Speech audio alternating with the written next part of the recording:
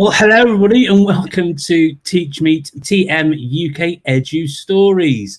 Crikey, Bookie and I have been planning this for such a very, very long time. But before I dig into things and hand over to you, Bookie, I just want to do from the outset a massive, massive shout out and thank you to our show producer behind the scenes this evening, Katie, who has been an absolute legend in not only what she's doing behind the scenes this evening, helping us with all of this, but in coordinating things with all our presenters, all the rest of it. I just want to do a massive, massive thank you to Katie from Classroom.cloud and for all of her amazing work in supporting us.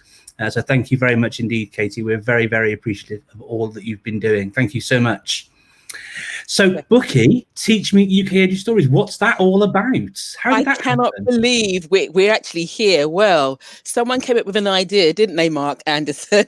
Instead of, we can't do Teach Meets the traditional sense. Why not do it live? And why not do it as part of UKEduStories?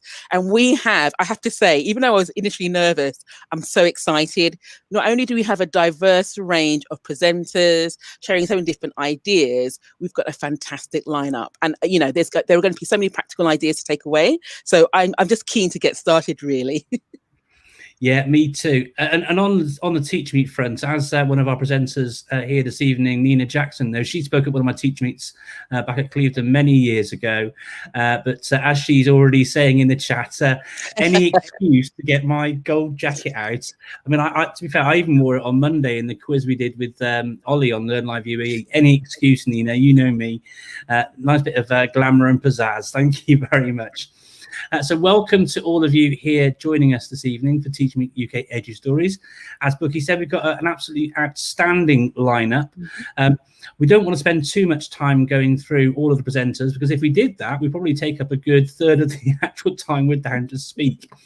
But there are some things I want to share with you because we've got a prize draw this evening. Thanks to Classroom.cloud. They are donating an Amazon gift voucher as part of that. And if you want to stand a chance of winning that, and I think it's £50 Amazon voucher, if you want to stand a chance of getting that, you do need to pop your name into the virtual hat. And we're doing that through a Google form.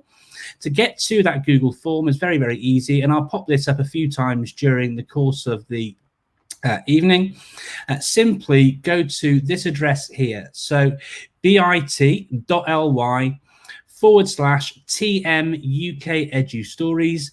Fill your name in, and you'll be good to go in the entry there. Now, if you are like some children that I've taught before, and I'm looking forward to Tom Rogers' presentation later on this evening, where he's going to be sharing about how you can teach those that don't want to learn. So really looking forward to that. But if you were to put your name in more than once, then Eagle Eye Anderson will pick that out in a heartbeat, and I will remove you from the prize draw. I'm sure none of you will do that, obviously, but please do pop your name in on the link there, and that will enter you into the prize draw, which we'll do at the end of the Teach Meet. And usual Teach Meet rules: if you're not here at the end, then you can't win the prize. You'll need to better respond in the chat to let us know that you're still here and things. So please do stick around right through until the end of all of our presentations. Bookie, over to you. Okay, so I'm just distracted by the comments. Thank you to everyone who's actually just joining us this evening. Serdar, Nina, you already mentioned as well. Amy, if it's Amy, I'm really sorry. I always mispronounce your your first name. Thank you, Serdar. I think these headphones get a lot of love, so thanks for adding to that. Thank you so much. Al's joining us this evening as well. And again, a special thank you to you for the support and sponsorship for this evening. Hi, Sarah. So I just wanted to give a quick shout out and welcome as many people as possible that you joined us this evening. But as you say, Mark, rather than just talking as we normally do, because we love to get into that, should we actually introduce our keynote, Dr. Jill Berry? Yeah, absolutely. Yeah, bring Jill in. Jill's going to be speaking and sharing this evening about the power of connection. Jill's somebody that I've known for a very long time, and I'm always inspired when I get to hear her share her vast wisdom and experience. So really, really massively looking forward to Jill's keynote. Bookie, you're a good friend of Jill's as well. Isn't everybody a good friend? She's just such a lovely person. It was such an easy thing. Absolutely. who should we ask? And it was Jill straight away. So Yes, yes. absolutely brilliant. And she's waiting in the wings. So would you like to come on stage, Jill? Welcome to TeachMeet UKEduStories. How are you, Jill? I'm good. Thank you very much for inviting me. I'm thrilled to be here. Lovely to see you, Oh, Jill. fantastic. Thank you so much. We're really excited to hear what we've got to share as well. I'm mindful of the time already, Bookie, and I think we're 1 minute over time already. So with that in mind, Jill, do I need to do an introduction for you, Jill? Does everybody know Jill? I think everyone knows. If you don't know Jill, please do follow Jill. She is one of the most positive people that I know on social media. She lifts people up as high as a mountain. I'm not going to burst into song like we did just before we went on air, singing Christmas carols together. But please do follow Jill. She is one of the best people I know who, really, if you're looking for a person to find who, really embodies, the moral compass and the duties that the educators have, Jill has that oozing from every single pore. So really, really pleased and proud to have you on this evening, Jill. Thank you so much. And I'm going to stop talking now, and I'm going to let you crack on and share your wisdom. Thank you very much. And good evening, everyone. Many thanks to Mark and Bookie for inviting me to be part of this event. I'm delighted to be here. I'm going to speak for 15-20 minutes about the power of connection and why I think this has been particularly relevant in 2020. As many of you may know, I'm not working in a school at the moment, but I do connect with a huge number of teachers, leaders, support staff, governors in schools and colleges and education establishments of all types. And I have huge admiration for how they have all stepped up in the most extraordinary circumstances this year. I think the education profession has been quite amazing as we've navigated COVID as a society, working phenomenally hard to support students, their families and staff across our organisations, and actually reaching out to everyone who's part of the wider school community. It's been superb. But it hasn't come without a cost, and I recognise how exhausted everyone is and what a strain educators have been under. And in the light of that, how incredible is it that you're here tonight at the end of a long day, at the end of a tough term, towards the end of the year from hell. So just take a bow. The fact that you're here is brilliant. One of the things that I know many have found draining and difficult and frustrating is how the pandemic and the restrictions we've had to accommodate have meant that connecting with each other in the way we usually would, face to face, inside and outside our organisations, has been so much tougher. In some cases, it's been almost impossible. So many of the people I know have talked about how what they've really missed is the informal chatting and the support and the friendships, which are such an important part of how all our educational establishments normally work. And also, so many of our routines and traditions, for example, especially now as we approach Christmas, just haven't been possible in their usual form. But I have been really impressed by the creativity and the imagination that have gone into trying to make special events happen anyway and keep these traditions going. I've also been aware that in the absence of our usual channels of communication, our normal ways of interacting with each other, we've utilised many alternative methods of connecting, collaborating, bolstering and encouraging each other. And this has been something else that I've found incredibly positive this year. So I've been struck by the sense that although the pandemic has obviously led to a great deal of frenetic activity, one of the reasons people are so tired now, at the same time, what we've been through this year, I think, has also given us pause. In some ways, it's motivated us to think about what really matters, what is really important to us, what drives us. I think it's encouraged us to focus on what Jeff Barton from Askell called the human stuff. And that's a phrase that I think has really resonated this year. And I would say that how we connect with each other is a really important part of the human stuff.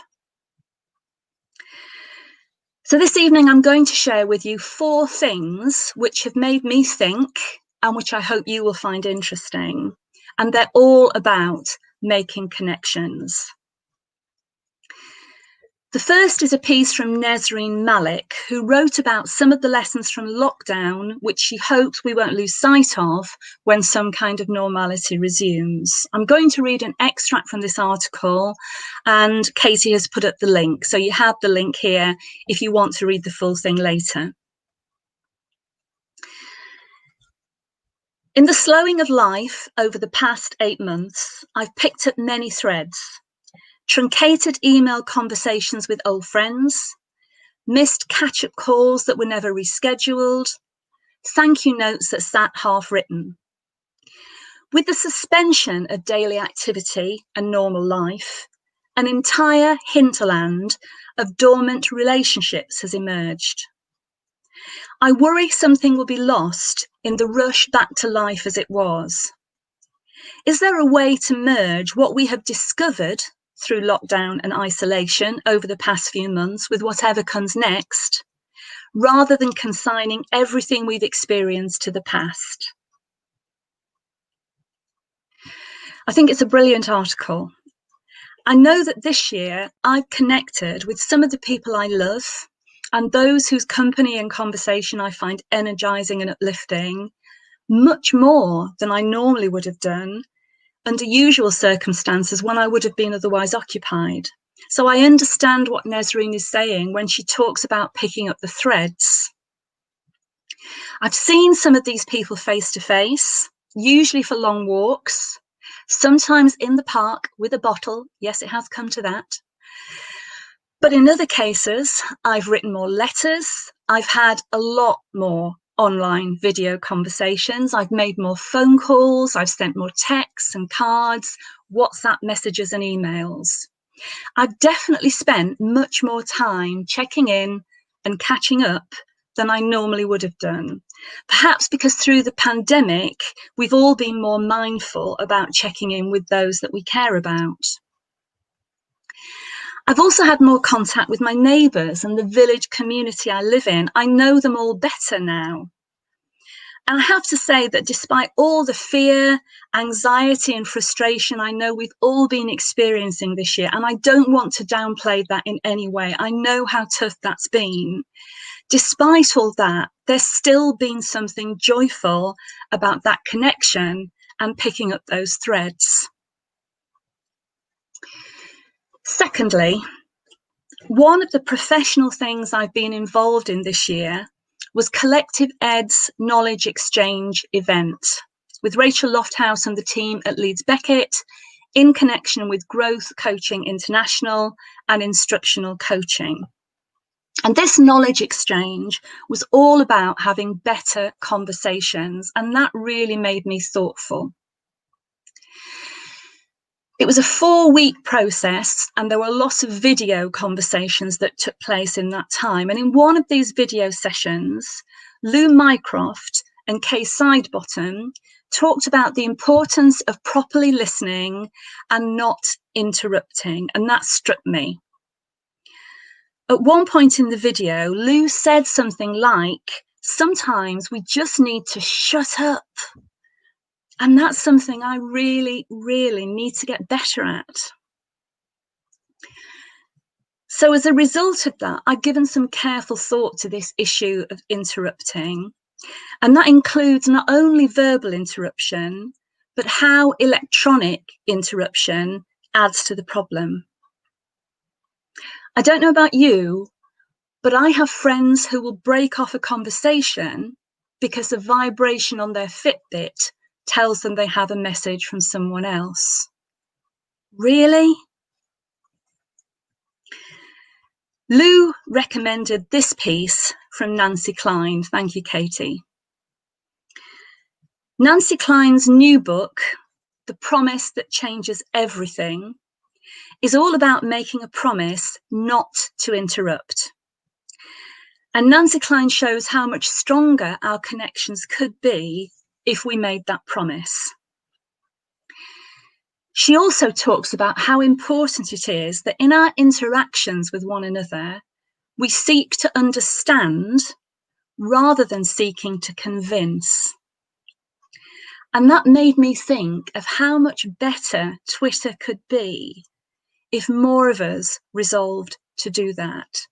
Seek to understand, especially when we disagree, rather than simply seeking to convince the other person that we are right. This is an extract from Nancy's article where she describes what might happen if we promised not to interrupt.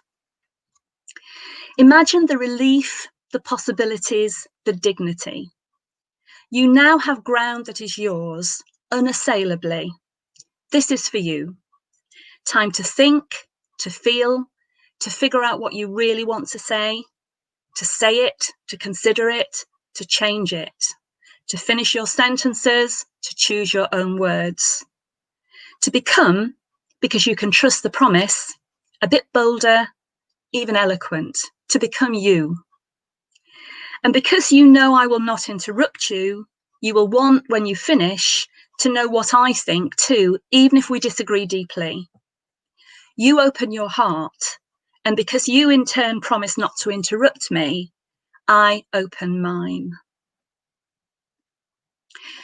So I wrote a blog post myself called Only Connect, where I considered how important connection has been this year and how we may have connected differently, but how our capacity to adapt how we communicate just reflects how crucial connection is to us. The post was inspired by the week of Teacher 5-a-Day Slow Chats, which began with Connect on Monday, the 26th of October. And in the post, I reflected on some of the connection opportunities which have arisen this year. So, for example, the fact that in the absence of a UK face-to-face event for this year's Women Ed conference, which would have been the 6th annual face-to-face conference Women Ed has organised, instead, they arranged a global online event instead, and it was amazing. So people connected who wouldn't have been able to fly to the UK to join a face-to-face event. It was even better. And it was, to me, a classic example of how we can take a challenge and we can turn it into an opportunity. I also wrote in the blog about how, as so many things have been put on hold this year, I've had time to read more and to tweet about what I've read. And I've written more. I've written about education, I've written more blog posts, and I've also written some fiction, which is something I've wanted to do for a long time. This year I've found the space. And I don't know whether it will ever be published, but I'm proud of what I've written and I've really enjoyed the process.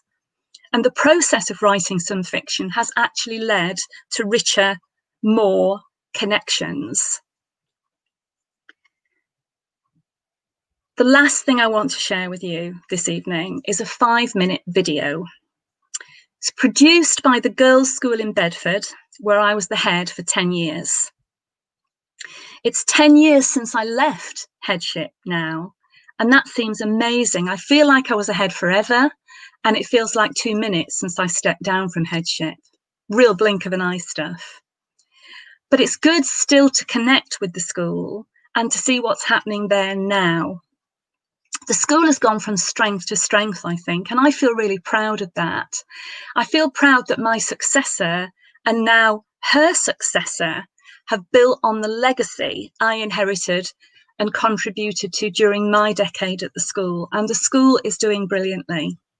So I hope you'll find 5 minutes to watch this video after the Teach Meet is over.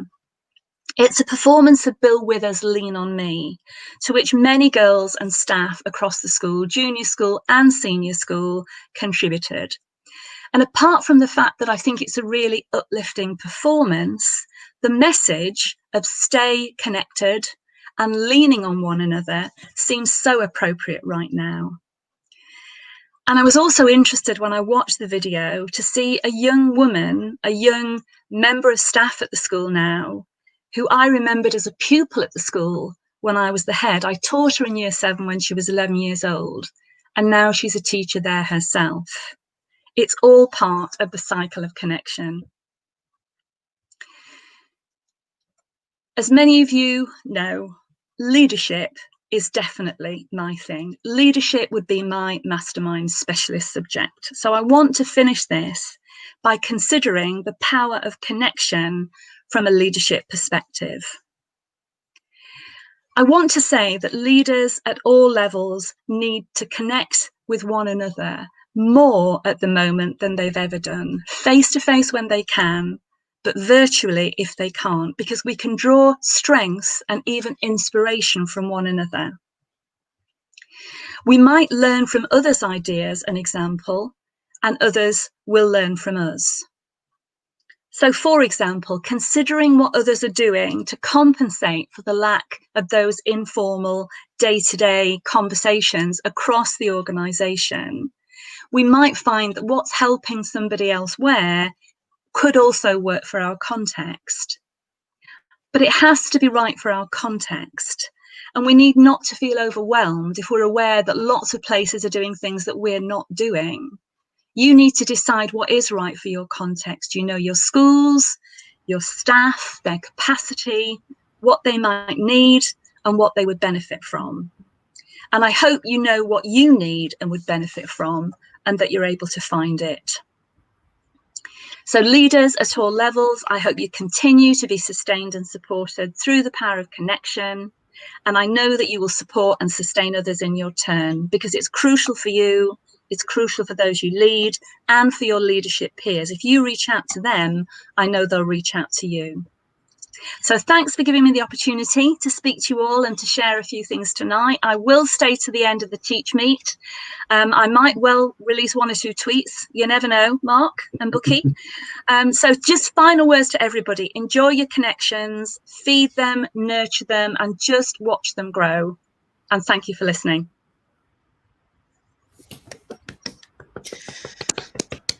Thank you, Jill. Thank you so much, Jill. And there you go. Look, she's put the festive antlers on. Well done. Yes, I'm glad you did. Fantastic. Well done. The chat's been going wild, Jill. People that's like, the message is really resonating with people. From Zena talking about how she loves writing letters. We've got Corinne Latham, head teacher from a primary school in Northern Ireland, sharing about how she loves the aspect of the calls. I'm sure you know Corinne as well. We've got so many lovely comments. I'm just trying to pick out some other ones. We're joined by our mutual friend Mary Mayat as well. So welcome and thank you for joining us, Mary. Amy goes on to talk about how important connections are. And she's loving what you're sharing. Sarah's been doing the same sort of thing, talking about the positives of lockdown, the ability to attend events that you wouldn't normally been able to do. And in fact, things like the project I do with Bookie on UKEduStories has only really been possible because of the extra time we've gained through some of the normal activities like traveling for work and things like that have happened. So lots and lots of positives. But thank you for drawing all those sort of things together around the idea of connecting. It's so true and important, isn't it, Bookie? It certainly is. And I notice a difference now that we're returning to normal, or, whatever it is. The time that we gained from, like being at home, not having to travel, as you said, Mark, it just makes you realize, one, what you can actually do with it. But I think, Jill, as you said, the key message is about the connections and really hanging on to that. I connected more during lockdown and had, things that you've been meaning to do, but you never make the time to do. Lockdown provided that, and as you say, there are a lot of challenges beyond that, and I can see myself moving away from that because I just don't have the same amount of time that we had before. So I think it's a really powerful message, and thank you for sharing that with us. Yeah, it's those mindful connections, something that both Bookie and I clocked, because I noticed we both tweeted the exact same quote from your presentation, Jill, which is where you said, you seek to understand, especially when we disagree, rather than to convince. And there are so many places and spaces, virtual and other, where that sort of mindful approach to the connections you have, to be people in the room, being present in the room, all those things are so important to enabling people to be able to actually connect, like you've shared. So as Bookie said, thank you so much for joining us. And I think a perfect start to what I'm hoping is going to be an amazing evening of sharing. Thank you so much for helping us start the Teach Me in Style drill. Thank you. Thank you both. Thank you. Brilliant stuff. Right then, so next up presenting, would you like to introduce the next or the first Yes. daughter? Right, okay, I have to, yes, so Nikki, hi Nikki, I'm just so pleased you can actually join us this evening, but I'll just read the title of your presentation, Focusing Your Radar on Misconceptions. So Nikki, like me, teaches science and has done a lot of aspects with regards to research. And I think rather than actually talk, because I've only got 5 minutes to present, why don't we actually get Nikki on, and then she can, hopefully. Hello, Nikki. Hi, Nikki. You got your. There we go. Oh, yeah, I've Okay, just managed to fantastic. switch it on. In true pandemic style, I'm crouched on the floor in my room, in my bedroom, while all the kids are downstairs, so I couldn't go where I normally go. And I forgot to unmute, so really properly pandemic style. But I was just going to try and share my screen. Is that okay? Yep. So, I don't know if that's the right one. No, okay. You might be able to see me at the moment. Application. Sorry about this. There we go. I think I'm there now. Can you see a Pooh Bear? Yes. Yeah. Okay. And I promise I will be quick. I've got my watch on, and I promise not to grab it on like I do normally. Shall I start? Yes, when you're ready. Thank you. So this is so first of all, introduce myself. I'm Nikki Kaiser. I'm a chemistry teacher first and foremost, but I am currently seconded to the Education Endowment Foundation, the EEF, as their science content specialist. And so I'm talking with two hats today, because this is very much grounded for ideas that, from the classroom. But I was asked to develop something, and this is talking about the radar framework. Apologies for the spelling, but you'll see why that is hopefully in a minute. But I do think that hopefully, although this is with a science teacher head on, I think a lot of people have said to me that this kind of way of thinking is relevant to other subjects as well. So hopefully it'll be of interest. And it starts from this picture here, because I think we have to recognise that we all come into the world, and then we develop all sorts of different ideas and misconceptions about the world around us. For example, a lot of people think that the air is empty and actually can make things lighter. So children often believe that if you blow up a balloon, it's lighter than before you blew air into it. And that's, that's fine. And as we develop more kind of scientific understanding, we learn that these, other ideas. But the problem is, if we don't address these, if we don't look at this, if we believe that the world and the air is this empty, weightless space, then it can be quite difficult to understand other things. At the moment, for example, very difficult to get on understand the idea that the coronavirus is carried by aerosols, and so the importance of ventilating rooms and wearing masks. But also, there are other ideas that you would build on that as well, because when we think about the way we learn, we make connections. I think remembering is one thing, and I think helping people to remember things is relatively straightforward, but getting people to make meaning, make connections, understand and build on their understanding, that's harder. And that's where misconceptions, I think, come in, because if you're building on misunderstanding, if you're building on ideas that are incorrect, then it's very difficult to build understanding from that. And there's all sorts of sources of misconceptions. So this is an infographic that I've just produced for the EF around where these kind of things come from.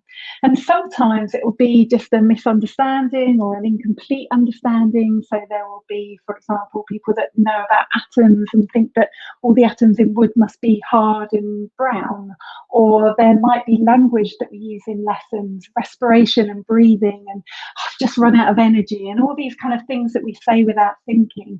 They can also lead to misconceptions and misunderstandings if we're not careful. And sometimes we even reinforce these misconceptions ourselves. If you look at your veins, they're blue. They appear to be blue. And so you might think that the blood inside your veins is blue. And then if you look inside a science textbook, you see diagrams of the heart with blue deoxygenated blood. So it's not to say any of these things are wrong or any of these things just need to be kind of zapped, or in fact, what we know is that we have to find out what it is that our pupils think and build on that understanding. That's what teaching is. And so this is what this framework, the radar framework, is. And the reason it's radar is because what I'm trying to help teachers to do is, before they even get to a lesson, before they even teach a topic, research and anticipate the kind of misconceptions children might have. You might think about common stumbling blocks and vocabulary and so on. Then there's a diagnose and address bit. So that's the bread and butter of teaching. You know, how do we uncover what our students think? How do we find out what they think, and how can we help them to build on that? But for me, actually, a really important aspect of this is the address, assess and review bit, because these ideas, you know, we have so much going on in our lives, and we have to remember to revisit and check understanding afterwards, and also when we go to teach something else, to consider what children have done before. Primary school, they will have done lots of science before they even meet us at secondary school, so or if you're a primary school, you know, and so on, before they get to their lesson. So I was just going to share a couple of ways that people have used this. This is Tandy, who is a science teacher in London, and she's been using this with a PGCE student to help them think through the ideas in their planning before they even get to the lesson. So that's one way. I'd really like you to look out tomorrow for some videos that we're sharing. This is Emma Taylor, who's another teacher in London, and she's talking about some of the ways that she uncovers misconceptions, concept cartoons with GCSE students and so on. She's it's really worth it. If you can catch those videos, have a listen to her. And also, this is Helen Slipper, who's a teacher. I'm finishing now, I promise. And I just wanted to say, if you want to find, the first thing is, this isn't another checklist to check up on people in lessons. Do just use it to focus ideas. And if you want to find any of these links, then there's a bit.ly link there. And I think also that Katie is sharing a link with you as well. Sorry I went a minute over, didn't I? Not bad. You covered a lot in there. I was going to launch into the air at one point.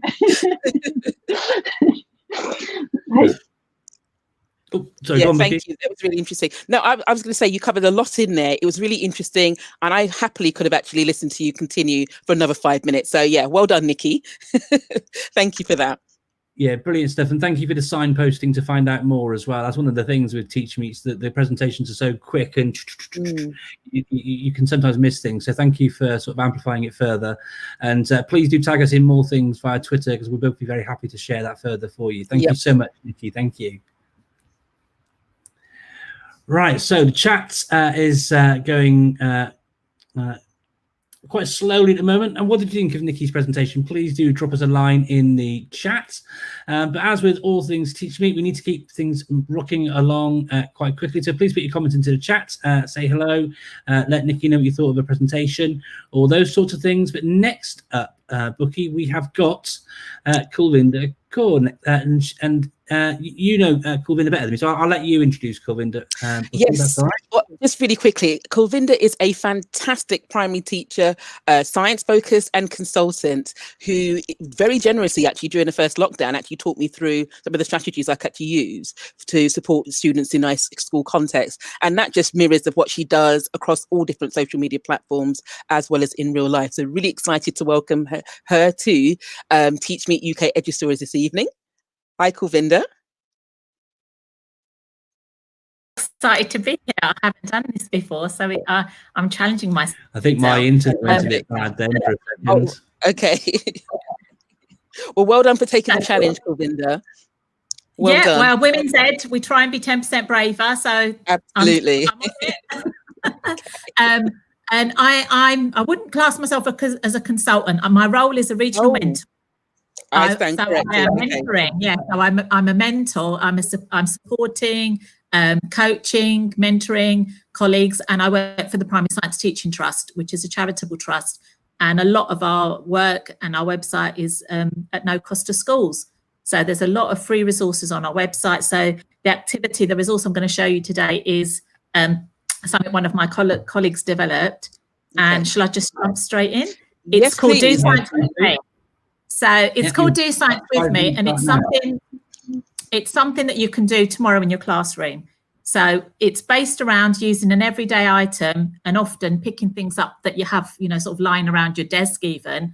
And funnily enough, I've picked, you know, you can see a plastic spoon.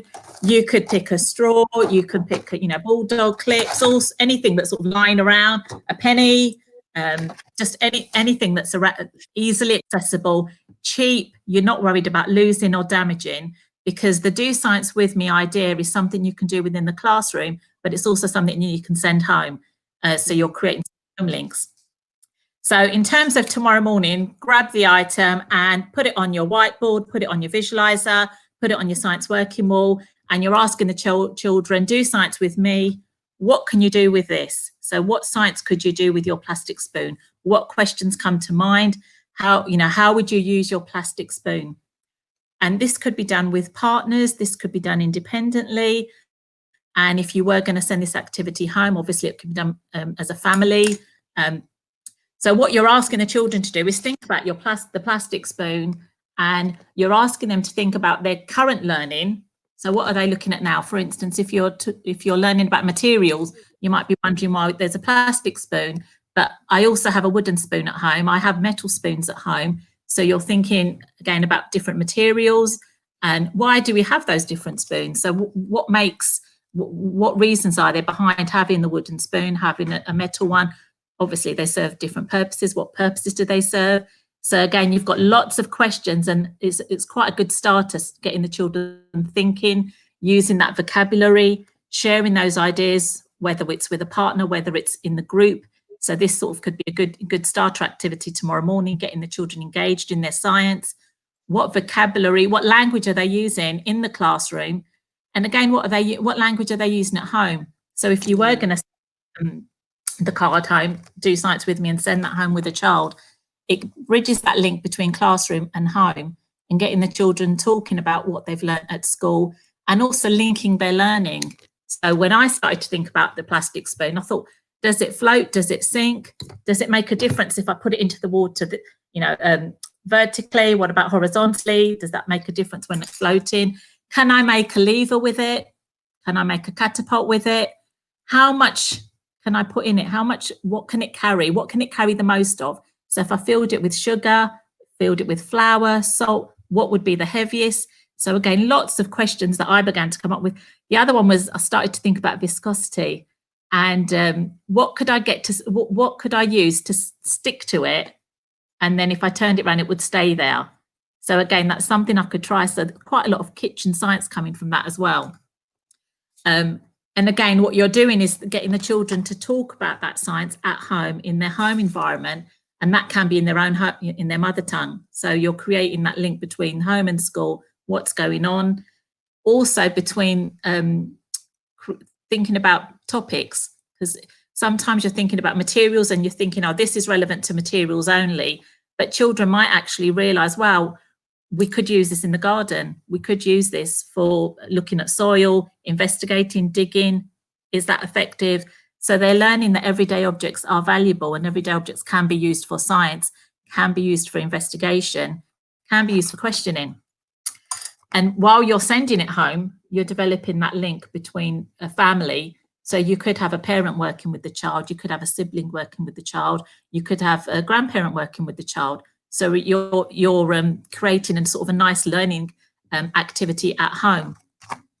You could actually send home a Do Science With Me. Oops, that's my alarm. That's my alarm telling me my 5 minutes are up. Oops. So you could send just a blank one home, so the children are having some independence to choose what they're going to do science with. And I found this at my house, and this might be challenging for you to think about what would you use this for. But I know what I use this for, because culturally in my kitchen, we use this to make chapatis with. Right. And again, so that's valuing a cultural object that the class may not necessarily know about. So they could actually bring that back in as they've done science with. So there's really a lot of scope with it in terms of vocabulary, in terms of investigations, questioning. So tomorrow, grab your object, stick it on your whiteboard or on your visualizer, and get the children thinking about doing science with that object. Fantastic. Thank you very much indeed, Govinda. Bookie had she did that thing that she had her microphone off for a second then as well. So I think we'll all do it at some point this evening. Thank you so much for sharing some great practical ideas.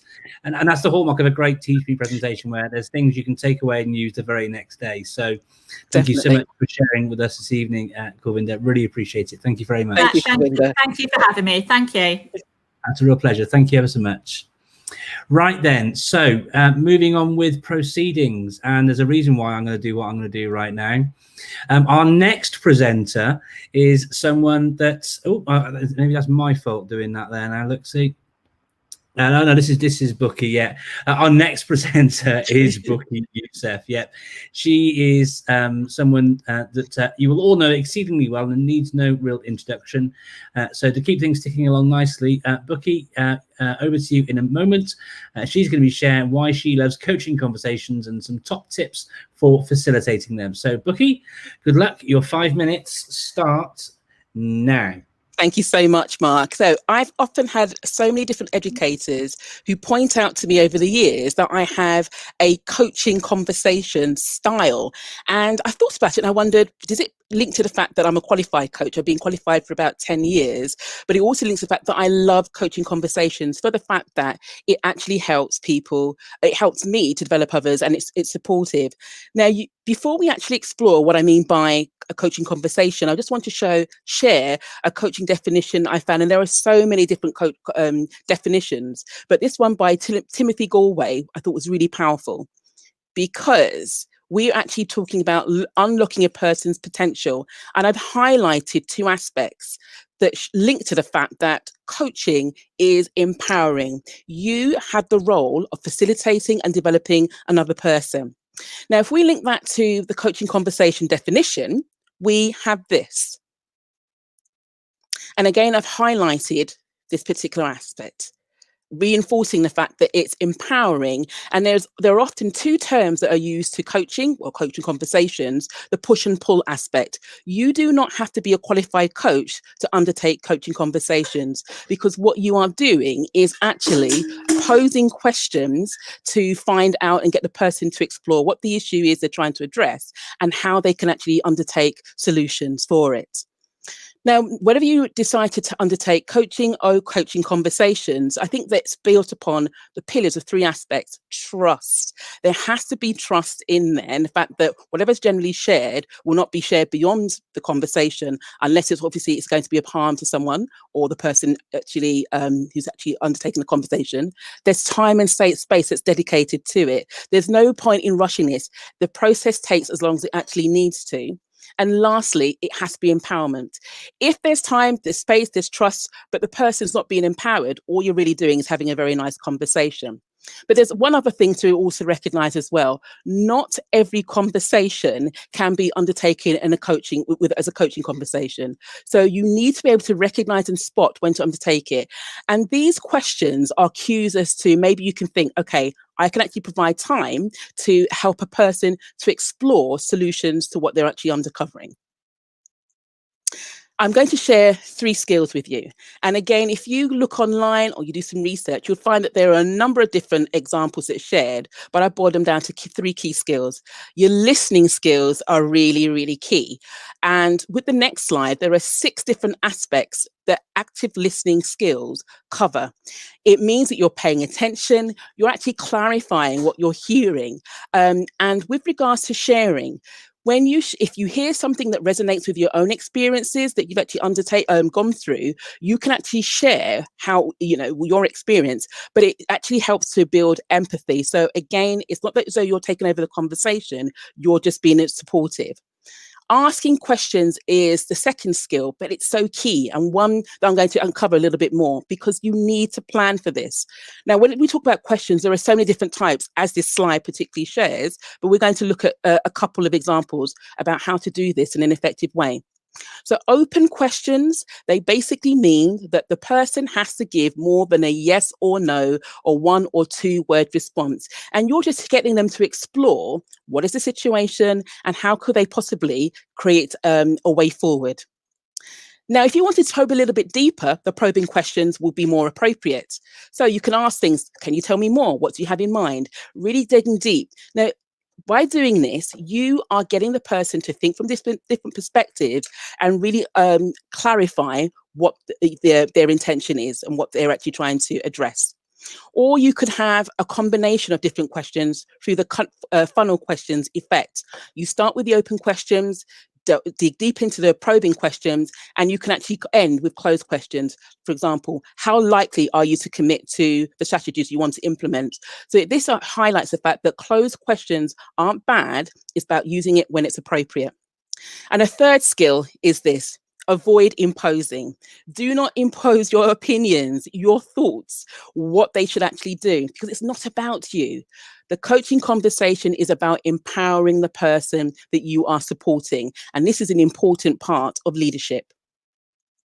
So just to summarize, if you have a coaching conversation, there are 3 elements about the listening, responding and asking the appropriate questions, and trying to hold back from imposing your own ideas. Now, I'm sharing this particular slide because part of today's Teach Meet, not only we're going to be having learning that's being shared, laughter and things like that, there'll be prizes. And one of the prizes will be me offering my service as a coach for 1 session. And if you want to explore more about the coaching conversations, about some of the strategies, or if you need to get in touch with me because you actually won my service as a prize, then you can do so using the social media details I've actually shared or via email. So thank you very much, everyone. And I hope you've understood why I love coaching conversations. Thank you. Oh, brilliant stuff, Bookie. And you're only 30 seconds over. Okay. I can see you starting to wind things up, and that's why I thought, well, I'll rather interrupt her. Bless. You just carry on. Thank you so much, Bookie. I really enjoyed that. Thank you. And so clear about the things to sort of consider, and the active listening infographic you showed was really useful as well. I tried to grab a few screenshots, but hopefully you were to share some of these things post events. And obviously, if you're viewing tonight, we're on YouTube. One of the reasons why we use the platform is so that you can watch it back again, and all those things will still be there as well for you to watch again. And on the topic of prizes, how do you go about getting yourself a prize? Well, it's really simple. All you need to do is go to the address that I'm sharing on the screen right now. I can even, if it will let me, type it into the little chat box on the side over here. It will help if I can actually spell things correctly. TMUK. My first day typing, and I need my speak and spell back out of the 80s book. That's what I need. Right, so there's the link. I know what that actually is as well. I saw an Etch-a-Sketch the other day up for 80 quid. 80 quid for an Etch-a-Sketch.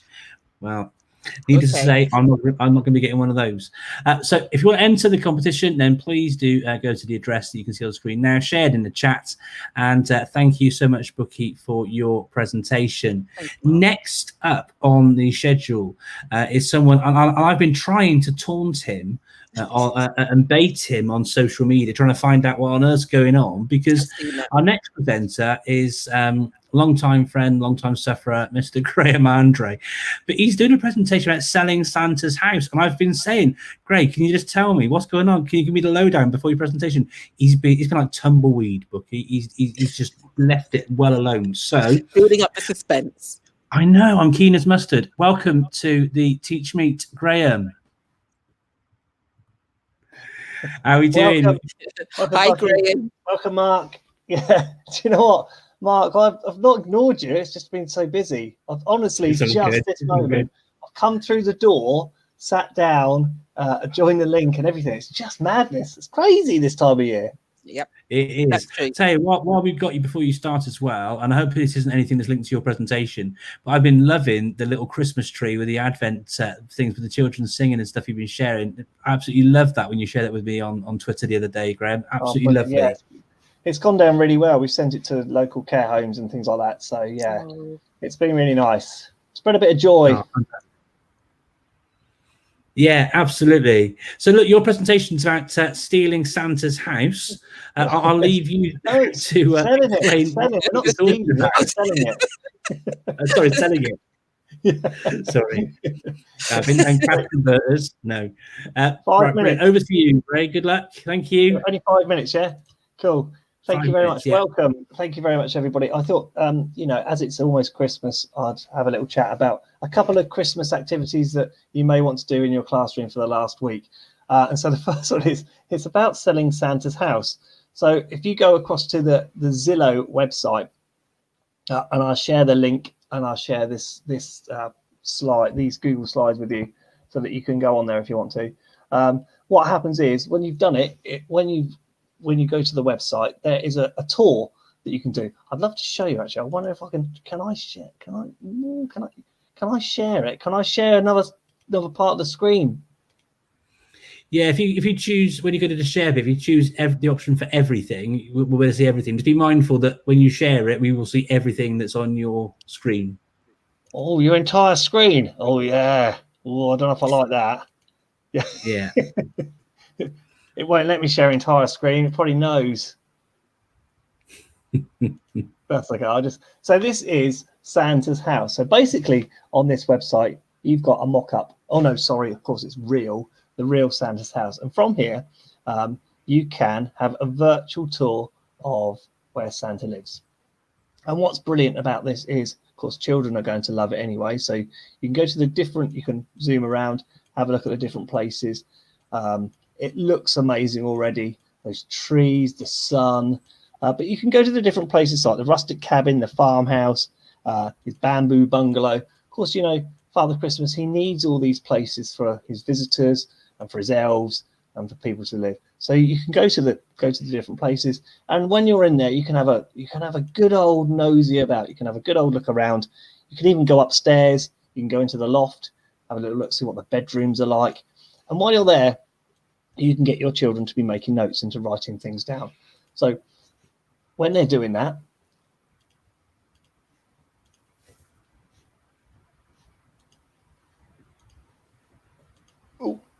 I'll go back to my thing. There we go. So I've created a couple of little sheets in there. So as you are looking around Santa's house, you can get the kids to be making the different notes on the different areas. And there are 2 different sheets because, of course, you know, you've got the whole of Santa's house, which is actually a video. And as you go around Santa's house, you can be making notes about what you see actually in there. And it's nice to stop at different points as well and talk to the children about, you know, what's his kitchen like? What do you think's going on here? And there are 3 bedrooms, and you think, well, who's going to stay in this bedroom, and who do you think lives here? And so it's really nice to have this tour and to get the kids to write their notes. And once they've written their notes, we can then, I've made like a mock-up of an estate agent advert. And so the children, this is Cows Movers. Of course, I come from cows, but it is fully editable so that you can edit it and create whichever you want to. And you can get the kids to write in there, what's the dining room like? How are we going to sell it? It's using that persuasive language. And then, you know, it's fun, but actually you can get some really good work out of it. I know I've done it for about the last 3-4 years, and the children have really enjoyed doing it. Like I say, this is, and I'll give the links out, this is on my old numeracy shed.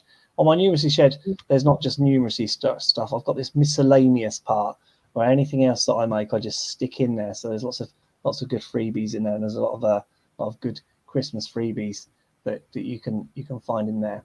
So that's selling Santa's house. Like I say, take yourself away when this is all finished and you've put your name in the drawer, and have a little investigate, and then go in next week with the kids and have a little look at it with them. And what I like about it is it's nice for any age. So even if you've got the younger children, you can have a tour of it and talk about what you can see and get some good language going right up to the older kids, who, of course, you know, they're going to build it in Minecraft or something like that. And the next thing I'm going to share, which is something that I've done again every year. It's one of those things that comes out. My children really seem to enjoy doing it. It's the Home Alone Trap Challenge. So basically what happens is, and again, I've got this so I can share it. You've got this plan here, and it's we need to think of ways in which we can stop some imposters getting into our house. And so we always start this by watching the video of all the traps from the Home Alone films. There's a compilation on YouTube, and we sit and watch that, and of course there's great glee and laughter as they watch all the different ways that these poor people are tortured as they try to get into Kevin's house. But after you've done that, there is some educational value to this. You can then sit down and say, right, okay, you're going to make your own trap challenge now. So you're going to create your own traps to try and stop the imposters, the people from getting into your house. So you look at the different parts of the house, and each part here is pointing to a different part of the house. And you say, right, okay, we're in the kitchen. What things do you think you could use in there to create a trap to stop people getting in?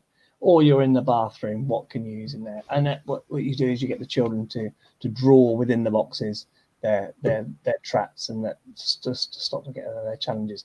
And they can just draw, or they can draw and they can label.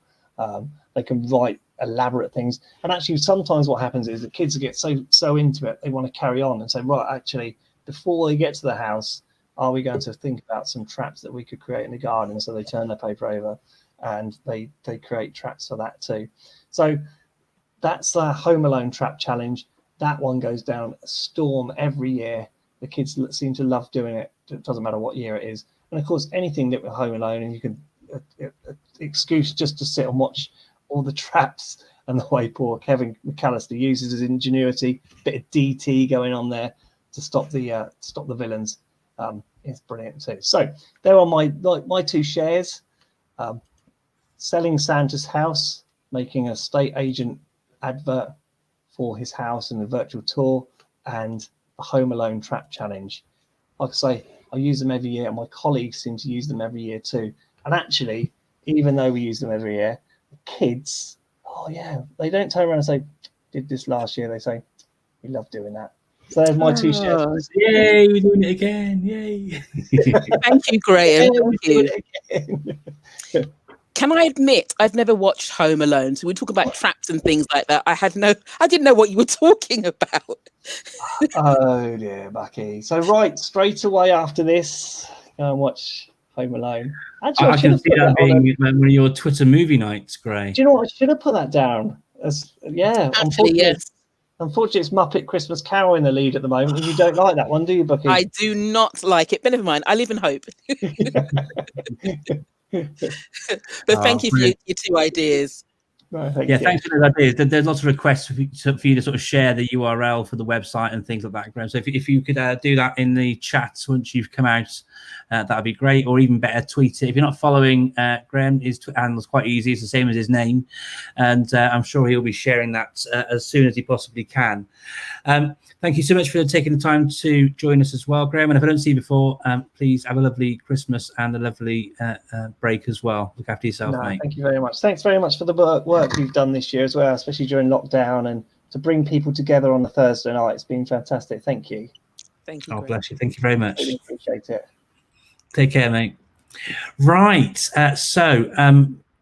Bookie, we had a bit of an issue behind the scenes, and I was going to go next, but I'm not now. That's why I asked you in the private chat whether you clocked something, but now I'm not. And our next presenter is going to be none other than Jules Dolby. So welcome to the TeachMeet tonight, Jules. Lovely to have you join us again on the show. Jules is going to be sharing 3 inclusive classroom top tips using technology. So welcome, Jules. Hello, everybody. Yay. Thanks for being so festive. Thank you. Right, I just want to tell you that the reason I'm doing this is partly because I've just had a shower and my husband is asleep in the bed. Is asleep because he's tired, and I didn't want to use the hairdryer, so I thought I'll just stick a turkey hat on. Of course. But you know what, Jules? You could have said, I saw Jill Berry wearing her Christmas antlers, and I had to join in. Oh, yeah. We'd have been none the wiser, but I love the story. Jill Berry is always there for festivities, isn't she? So I was really good. I quite like the old Lexi. So I know I've only got 5 minutes, and I've literally wasted a minute on a turkey hat. So I'm sorry about that because I have so much to say. I'll be quiet. You crack on, Jules.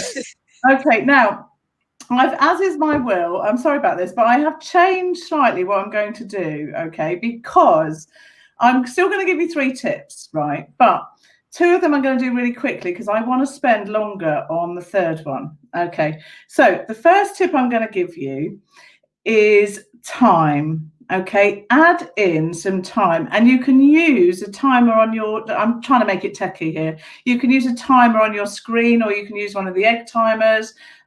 We've just bought a giant egg timer, but give yourself time. So when you're asking children a question, just say, we're just going to go into thinking time.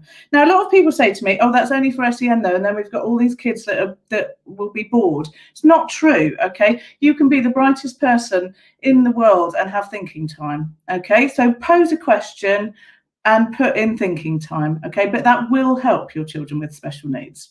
Okay, right, so that's the first one. The second one is, I say this all the time because it's true, is visuals. Please put visuals on. Imagine Home Alone as a word on the screen that you've just seen, and then imagine Home Alone as the picture.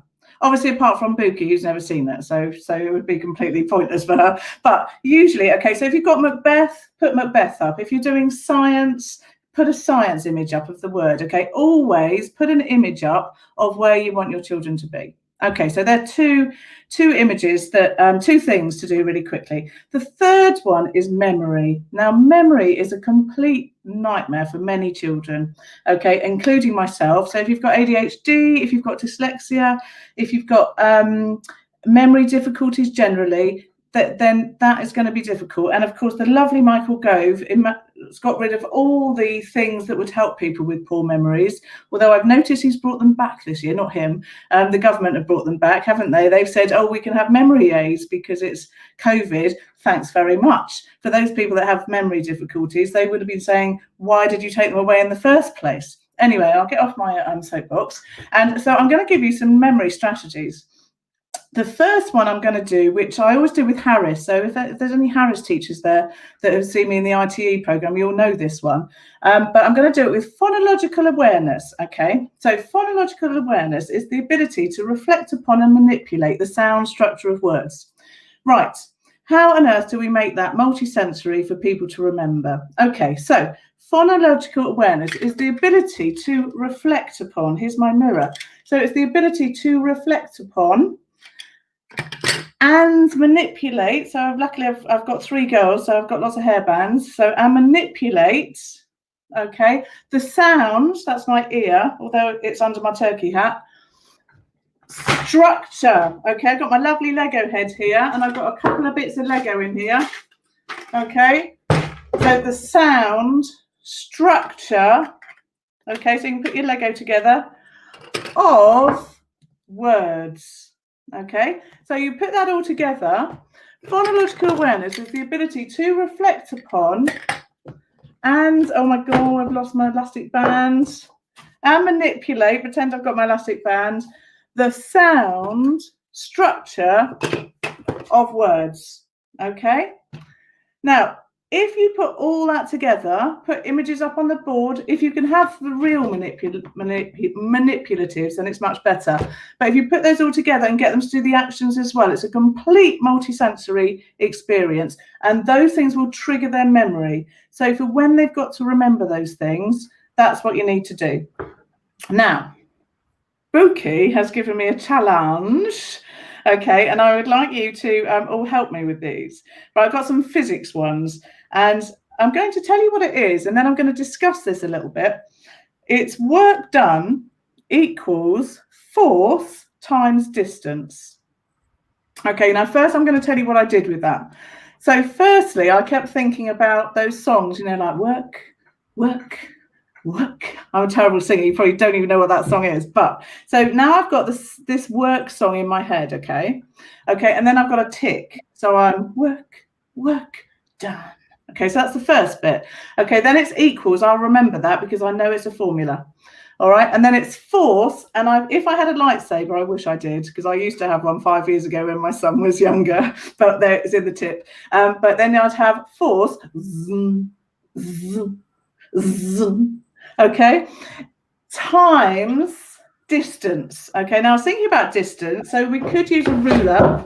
I'm crashing to the floor. We could use a ruler for distance, or for me, I'm thinking of doing my distances on my 5K jog.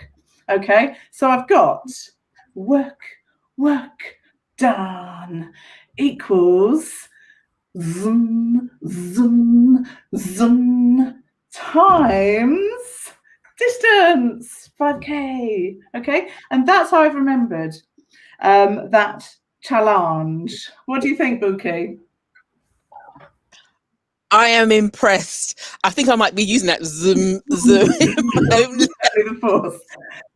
So I did want to, and Buki, please join in. I did want to, if I've got time, just to quickly talk about that though, because when Buki sent work done to me, I was like, I don't even understand what you're talking about. What I don't even know what that means, that formula. Because for me, work done is something completed. Okay, work is schoolwork or employment, and then work done means it's completed and it's finished. And so how on earth does that fit? I didn't get it at all. And Buki tried to explain it to me. I still don't think I get it.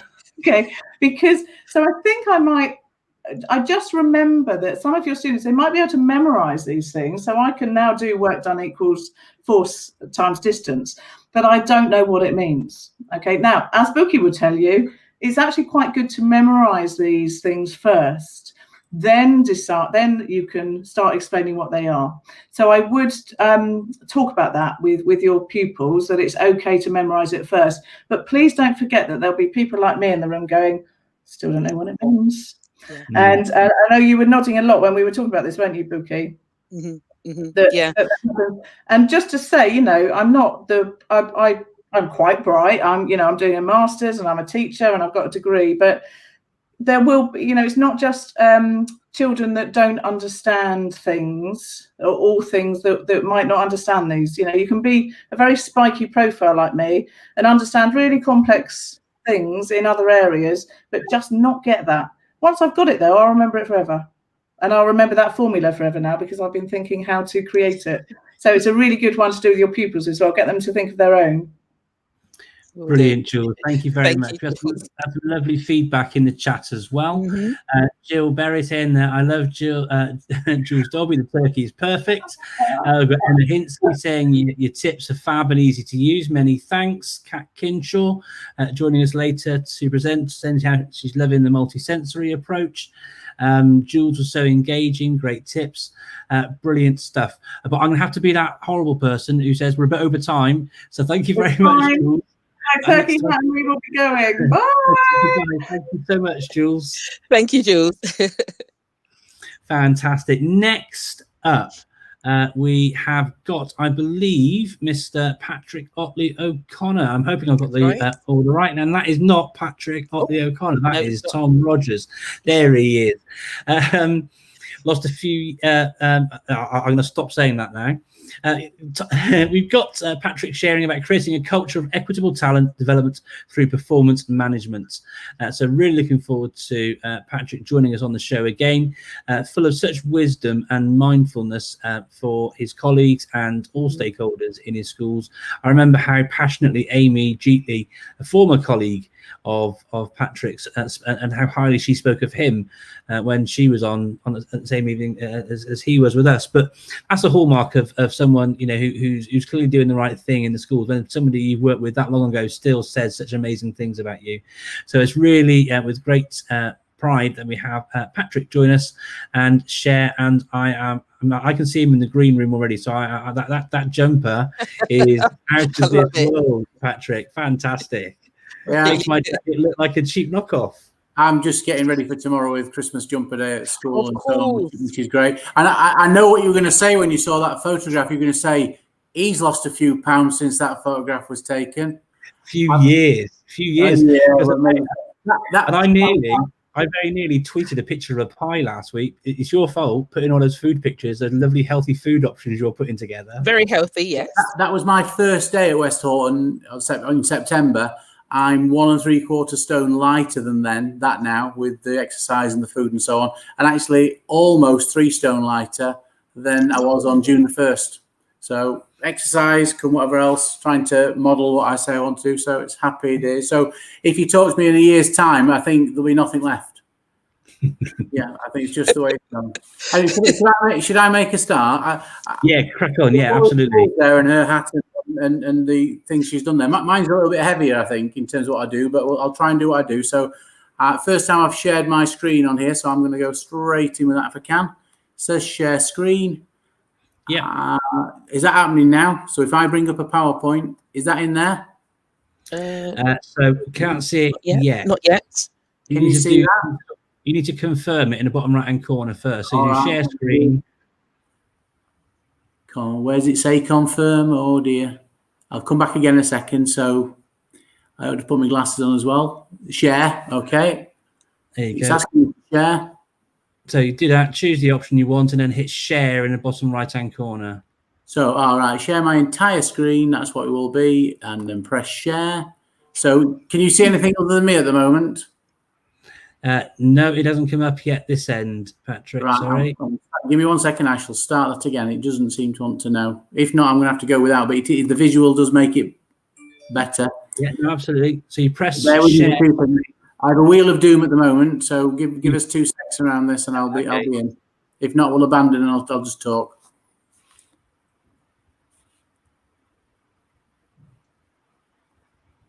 No, I've just got a wheel going around, so I'll just talk if that's okay. Okay, all right. Absolutely. Can you still see me? Yeah, we can still see you. Yeah.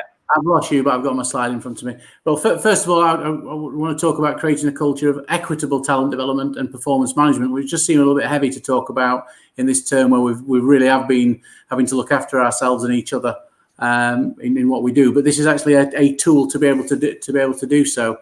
And the performance management and talent development are two things in the new school. We've flipped on our head really. In an approach. We were very much, it's a new school I started in September. It was very much a target-driven, data-driven set of targets, and staff were disaffected with that, and actually there was a need for development in there. So we flipped that and just talked development. Of course, when we start looking at what we do with that will be underpinned by the outcomes of students and everything else, but we flipped what we did there.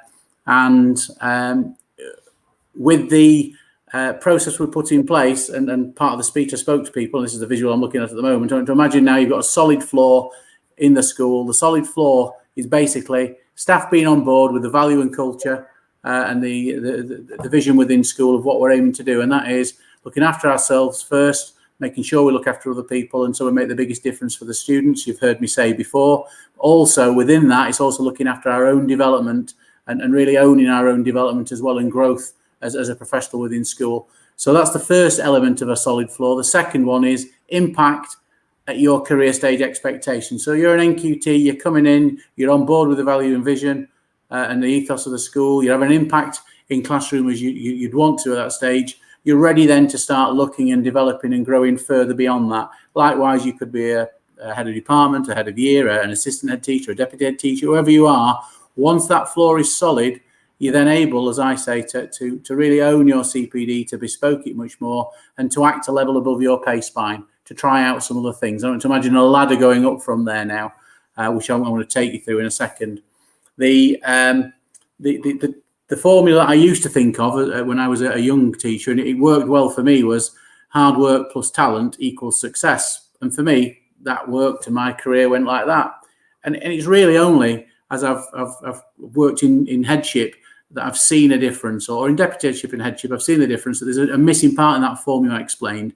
It's actually when hard work and talent meets opportunity that you become successful. And part of I've been explicit with that in staff and in our school around the equality of opportunity, and talked about gender pay gaps, talked about the underrepresentation of, say, BAME within headship, etc. We've talked explicitly, openly, me talking as that old, white, heterosexual male, able-bodied male, from my perspective, and the privileges that's brought rather. So talking about underrepresentation and actually creating opportunities specifically for people to be able to opt into. And within that, I created a talent development framework with the colleagues in school. I say I created it, I set the brief, and then a great team of staff within school have created that, which takes us all the way from ITT all the way through to head teacher level with a variety of courses and programs. Of course, the MPQs run like a stick of rock through the middle, so MPQ MLSL, MPQH, etc. will go up there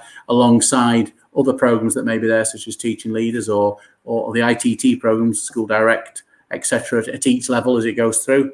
But then also putting in a series of programs for aspiration. So it may be that danger zone when people have finished their RQT year and that support drops away, in that danger zone of the next 3 years, making sure that there's the outstanding program or developing teaching program or some coaching qualifications put in there for those colleagues. So every single person who's deemed to have a solid floor in school, I'll have to come back to that in a second, has got a program or course they're part of in a 3-weekly cycle leadership or teaching development process.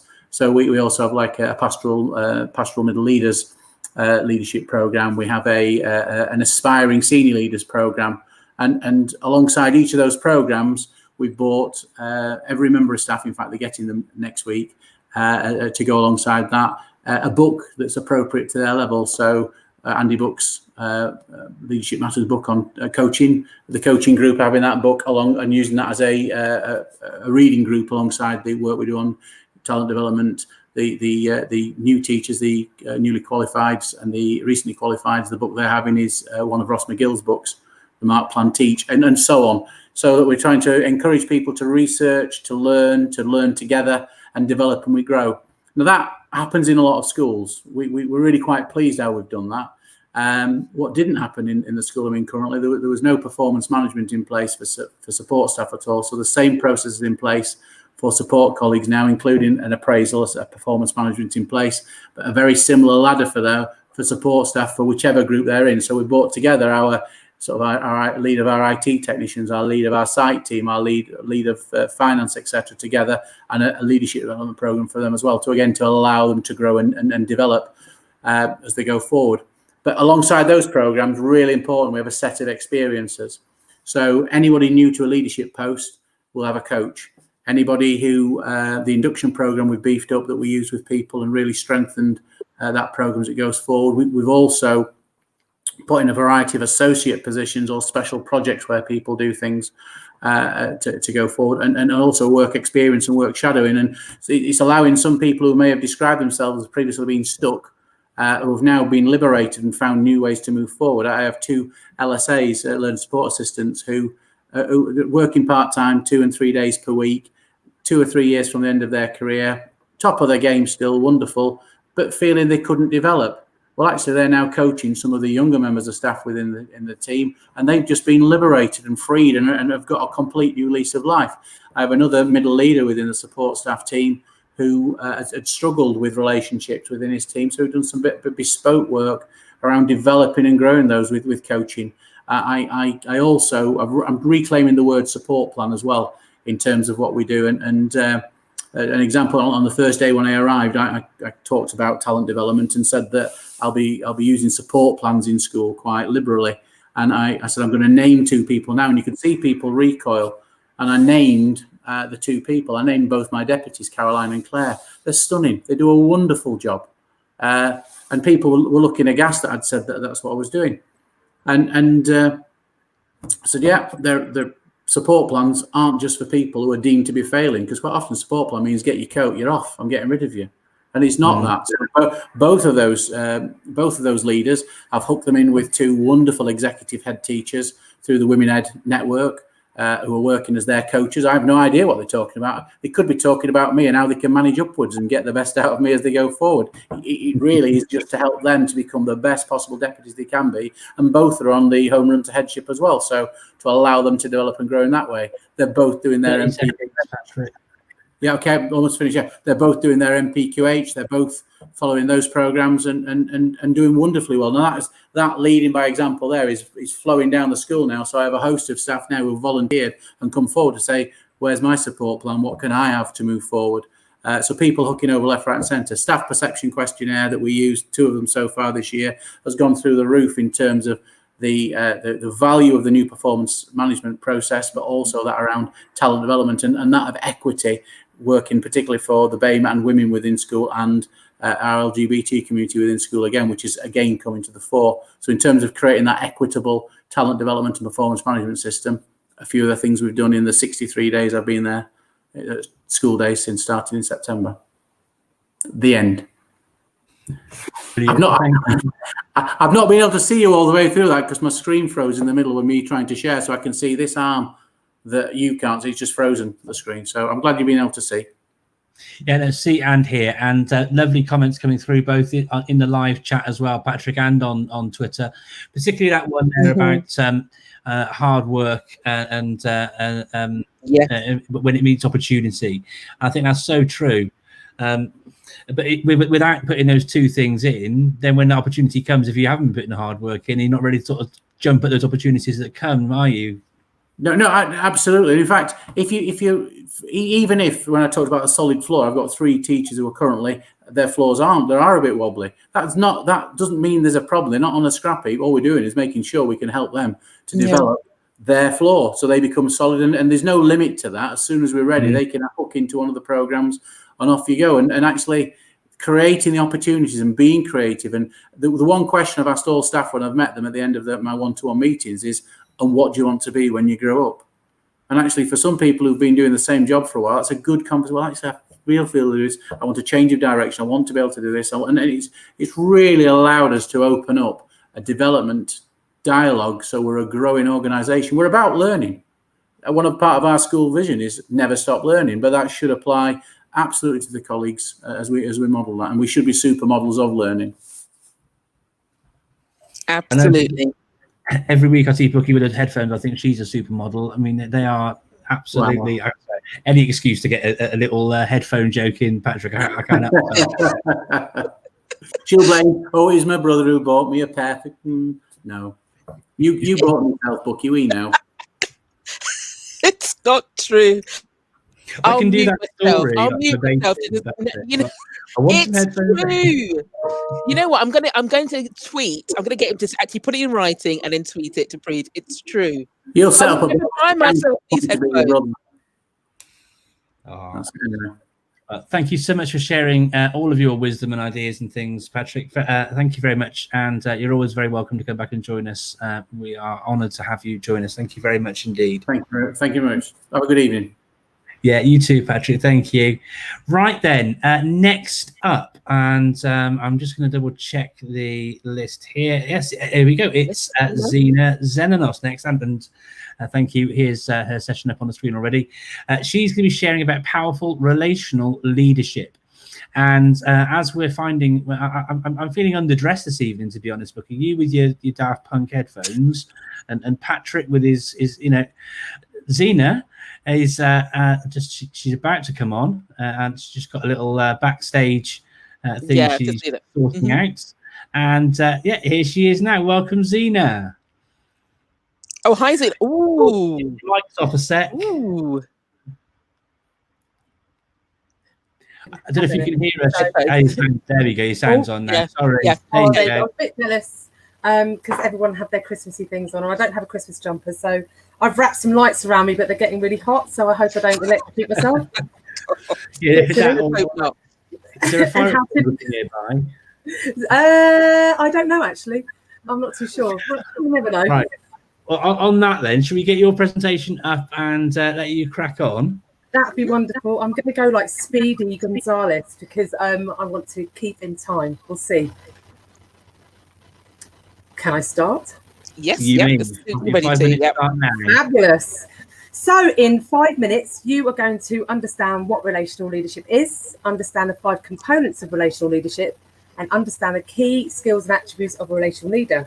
And should you wish to, you'll consider your own journey into relational leadership. So what is relational leadership? It is what puts the qualities of relationships at the core and the heart of an organisation. And these are of equal importance to all other practical outcomes. So how we do things together is equally important to what we are doing. It is guided by the relentless pursuit of action, ensuring that the relationships are at the heart and they create a lasting change built on an unshakable foundation. There are 5 components of relational leadership: inclusion, empowerment, purposefulness, ethical behaviours and relational processes. To be truly inclusive, relational leaders involve everyone and everyone's ideas. They respect and value and consider everyone's experiences, perspectives, values and motivations, and they hold a really firm belief that everyone can make a difference. They have this true and genuine concern for the growth and development of all staff, and they have the tools to encourage that growth. So this is inspiring, and it shows a deep value that they hold for every single member of their team. Relational leaders are purposeful and intentional, and whilst they have this individual commitment to a goal, they find a common ground with those who share a similar purpose, and in doing so, they fully involve everyone in that vision building process. Ethical behaviours are the core influence of relational leadership, and although this sounds a bit vague, essentially it's what drives a relational leader are moral standards and values, and these values are used to make ethical decisions and model behaviours of all staff. Relational process focuses on how staff or groups of people are going to be functioning and working well together as a team. So how everyone stays together, how they communicate, how they solve problems, and how they achieve common goals. Relational leaders believe that the process is as important as the outcomes. So relational leaders are authentic, they're self-aware, they know their strengths and their areas of development, and these are not hidden from their teams. In fact, I would say they take pride in those vulnerabilities, which encourages their teams to do the same. They say what they mean and they mean what they say, and this is also seen through their body language, facial expressions and tone of voice. They are truly sincere people. Motives, goals and aspirations are shared openly, and the expectations and boundaries are transparent. They take responsibilities for the decisions they make and the actions they take. Relational leaders are empathetic and they foster mutuality. So I'm just going to read something very quickly from Michael Porcellis, who describes mutuality as every relationship having a story. It starts at the beginning and leads to the present, following a pathway of moments both high and low and many in-betweens. So by fostering mutuality, over time, you get to develop an intuitive feel for how every single person in your team works and how they work best. And like a conductor, you'll effectively and successfully coordinate your team to work together. Relational leaders, Relational leaders invest time in building positive and meaningful relationships. And this is because they deeply understand that unconditional benefits of every single relationship. Relationships go beyond beyond plans, and they go beyond short-term goals. Relational leaders respect, they foster trust, they inspire, they have loyalty, they encourage, and they facilitate camaraderie. However, they build relationships because they have a genuine interest in people, and there is absolutely no ulterior motive. If you choose to go into a journey to relational leadership, I would encourage you to look at these questions. Do you have relationships big enough to get the job done? Do you truly know your staff and know your teams? What are your values built on? Do your staff and teams trust you, and how do you know this? How will you foster an environment of radical candor? And do you have a genuine interest in people? And I've been talking to a few people in the last couple of weeks, and there's a couple of things that people have said to me which I think really resonate with me. So leading with systems blocks relationships. Process needs to be relational to get the job done. And after all leadership is relationships. Thank you. Brilliant stuff. Perfect. On my time, 3 seconds left. That's amazing, Zena. Yeah, I can't believe it. Yeah, wow. Right, how do I do this now? I'm trying to see you both and I can't see you. If you pop back onto your browser, we should be in there for you. You should be. There you go. Fantastic. There you go. Well done, Zena. Thank you so much. A lot covered. That was really speedy. Yeah. To stick within the the time limit. Yeah, you did. You had about 3 minutes to spare. And I'm about to go and jump into the freezer because I'm now boiling hot. But I think my hair is now tangled into the lights. Wasn't the right idea, but never mind. I really appreciate the effort with the lights. So thank you very much, Zena. Right then. Just a quick reminder, thank you, Zena. Sorry, a quick reminder, if you want to enter the prize draw, the prizes mentioned so far include a coaching session with Bookie, a £50 Amazon voucher from our sponsors, Classroom.cloud, and there'll be another prize announcement a little bit later on this evening as well. But next up on the stage here at TeachMeet UKEduStories, we have got Roger's history. As many of you will know Tom from his Twitter handle. Tom is somebody I've known for many years. I think it was at the education show at the NEC we first met IRL, as they say. I can see him nodding in the green room, so clearly that my memory serves me right. But we've met many times over the years at Teach Me History Icons in Chester and all sorts of things. And he is someone who has really got the profession right at the heart of what he tries to do. All of his sharing, his writing in the TES, and all the various things that he does. So it's with real pride that we get to introduce Tom Rogers to share with us this evening in his presentation, which we've all had those classes, haven't we, Tom? Yeah, I think there's the reason I chose on this one is just because I think there's a lack of CPD and focus on it, really. I think there's a bit of a gap in terms of what teachers do when the class just doesn't want to know, and when you're in that situation, and the tools that you can use. Yeah, it's usually baptism by fire, isn't it? When you experience the class, you just deal with it then and then. So it's a good focus. Yeah, definitely. I'm just going to try and share my screen and see if it works, because I know there were some problems earlier. So we'll just see if this works.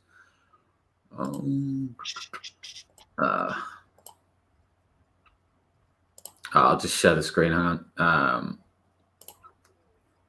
Oh, it's not letting me do that.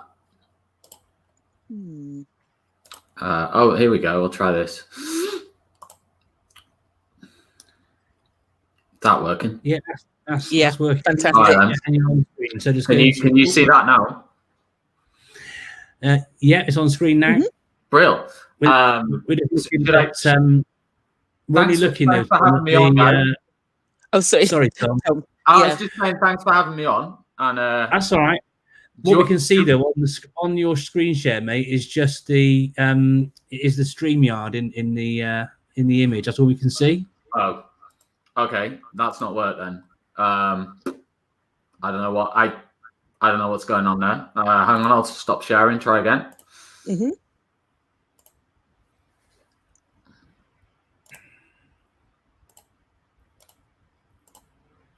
No, it's not letting me do that. It's not letting me share it. Oh, let's try this. Hang on, let me try this. Is that working? Yeah, I can see that now, and it's on the screen. Brilliant. Okay, bro. All good. Do you want me to kick off? Yeah, go for it. Okay, bro. So basically, everybody, I want to talk today about teaching the students who don't want to know.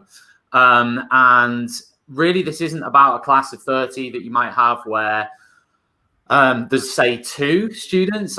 This is more about a class where you might have 10 or more students out of the 30 who are completely disengaged, disenfranchised, and are quite reticent to really go along with what you want to do. So I've created this poster, and I've just uploaded it actually about an hour ago to TES Resources. So I'll post it on my Twitter account after this. But basically, I've come up with some things just from my experience, and I'm currently a classroom teacher over in Liverpool, in Wiston, in Knowsley. And this last year, I've been teaching as well in Leicester and Blackpool, in academies, kind of history, full timetables. This one's actually a part-time role, 3 days a week. But I still love teaching. And one of the things that interests me the most is this idea of, you start with that class and you're like, what am I going to do with these students, And these are things that I've kind of, from my career, I've picked up. The first one is that to show your subject passion, because I feel as though if you can project your love of your subject, whether it be a topic that you're particularly interested in, the kids will respond to that. In my experience, it doesn't matter how disengaged they are.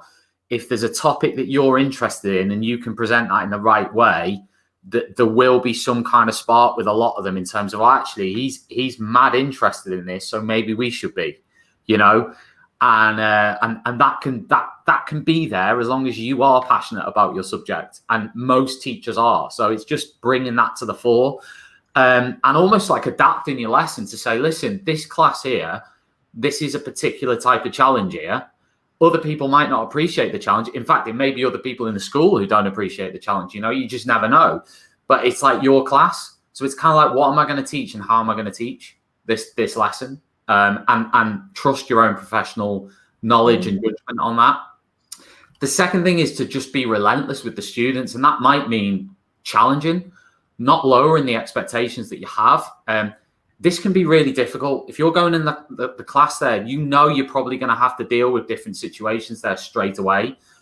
There might be some conflict as well. And it's very difficult to kind of stand your ground, defend your boundaries, and say, you know what, I'm going to challenge you. And for me, it's like, that's important, to stand front and center, to say to the students, look, I want all eyes on me while I'm explaining. I don't expect anybody to shout out. I don't want to be interrupted here.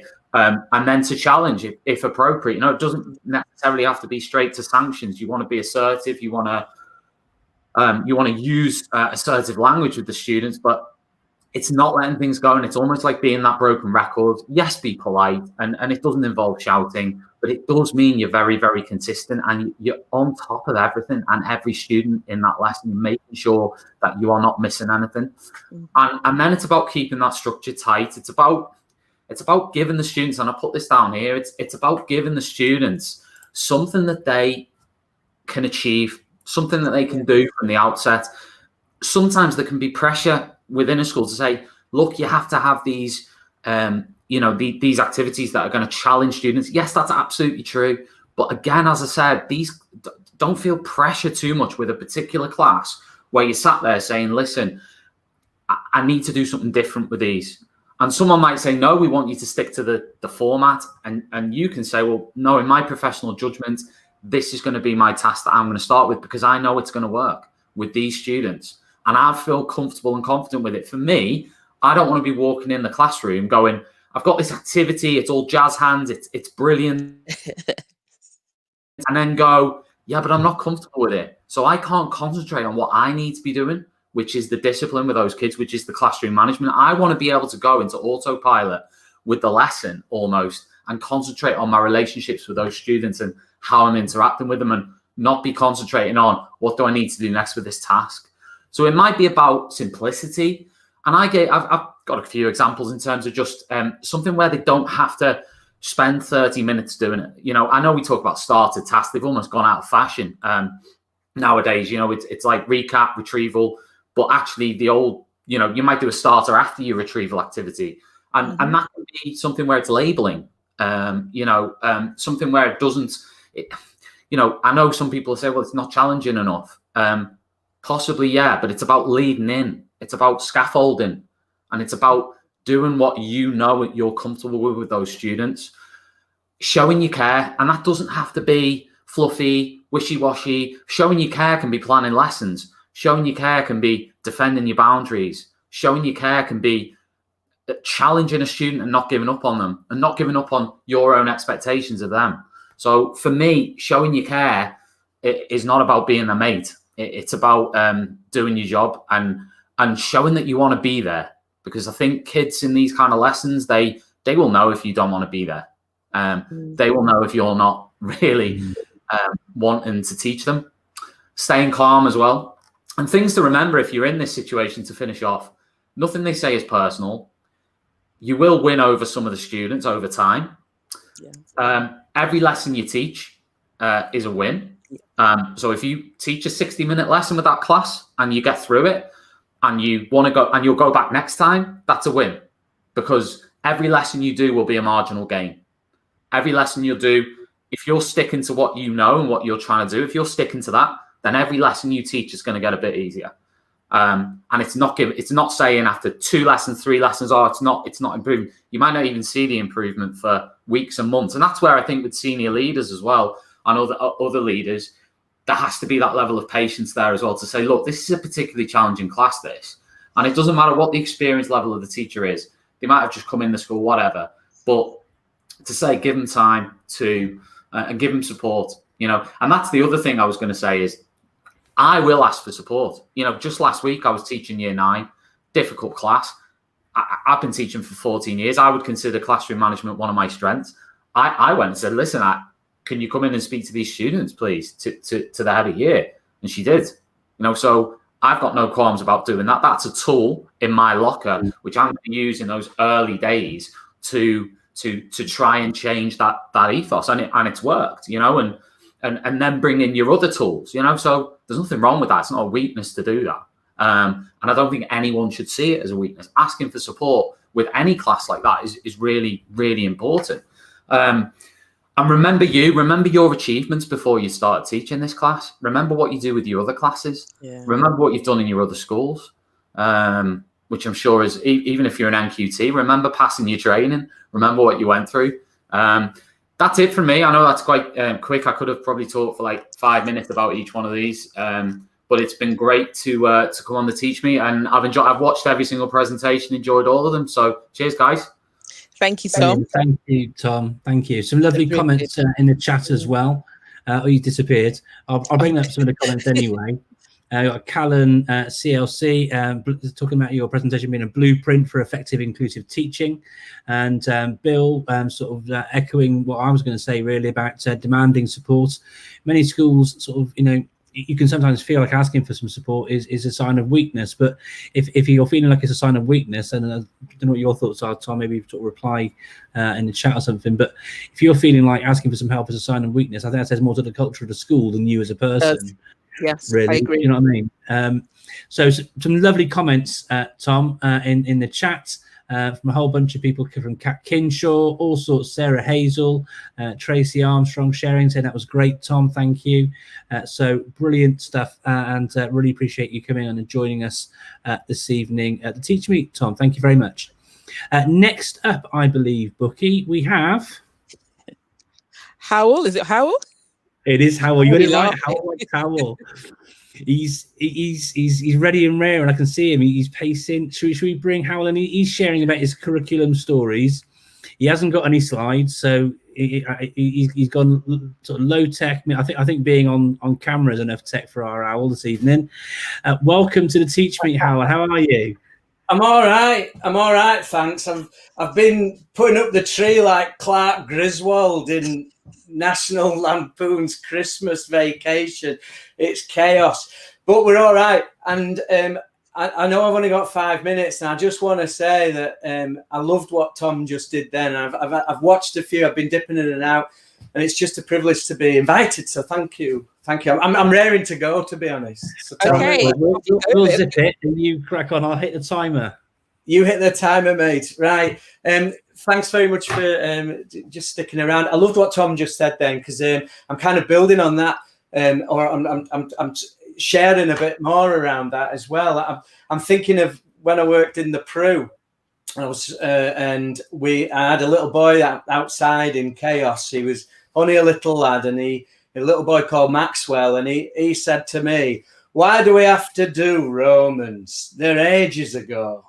And I said, I know they're ages ago. And I thought, he's right. They are ages ago, Romans. So me and the staff, me and the teachers, then we went and sat and had a huddle and thought, how are we going to get Maxwell bothered about Romans? And the thing that we struck on was something I'd done in Key Stage 3 at my school when I was a full-time teacher.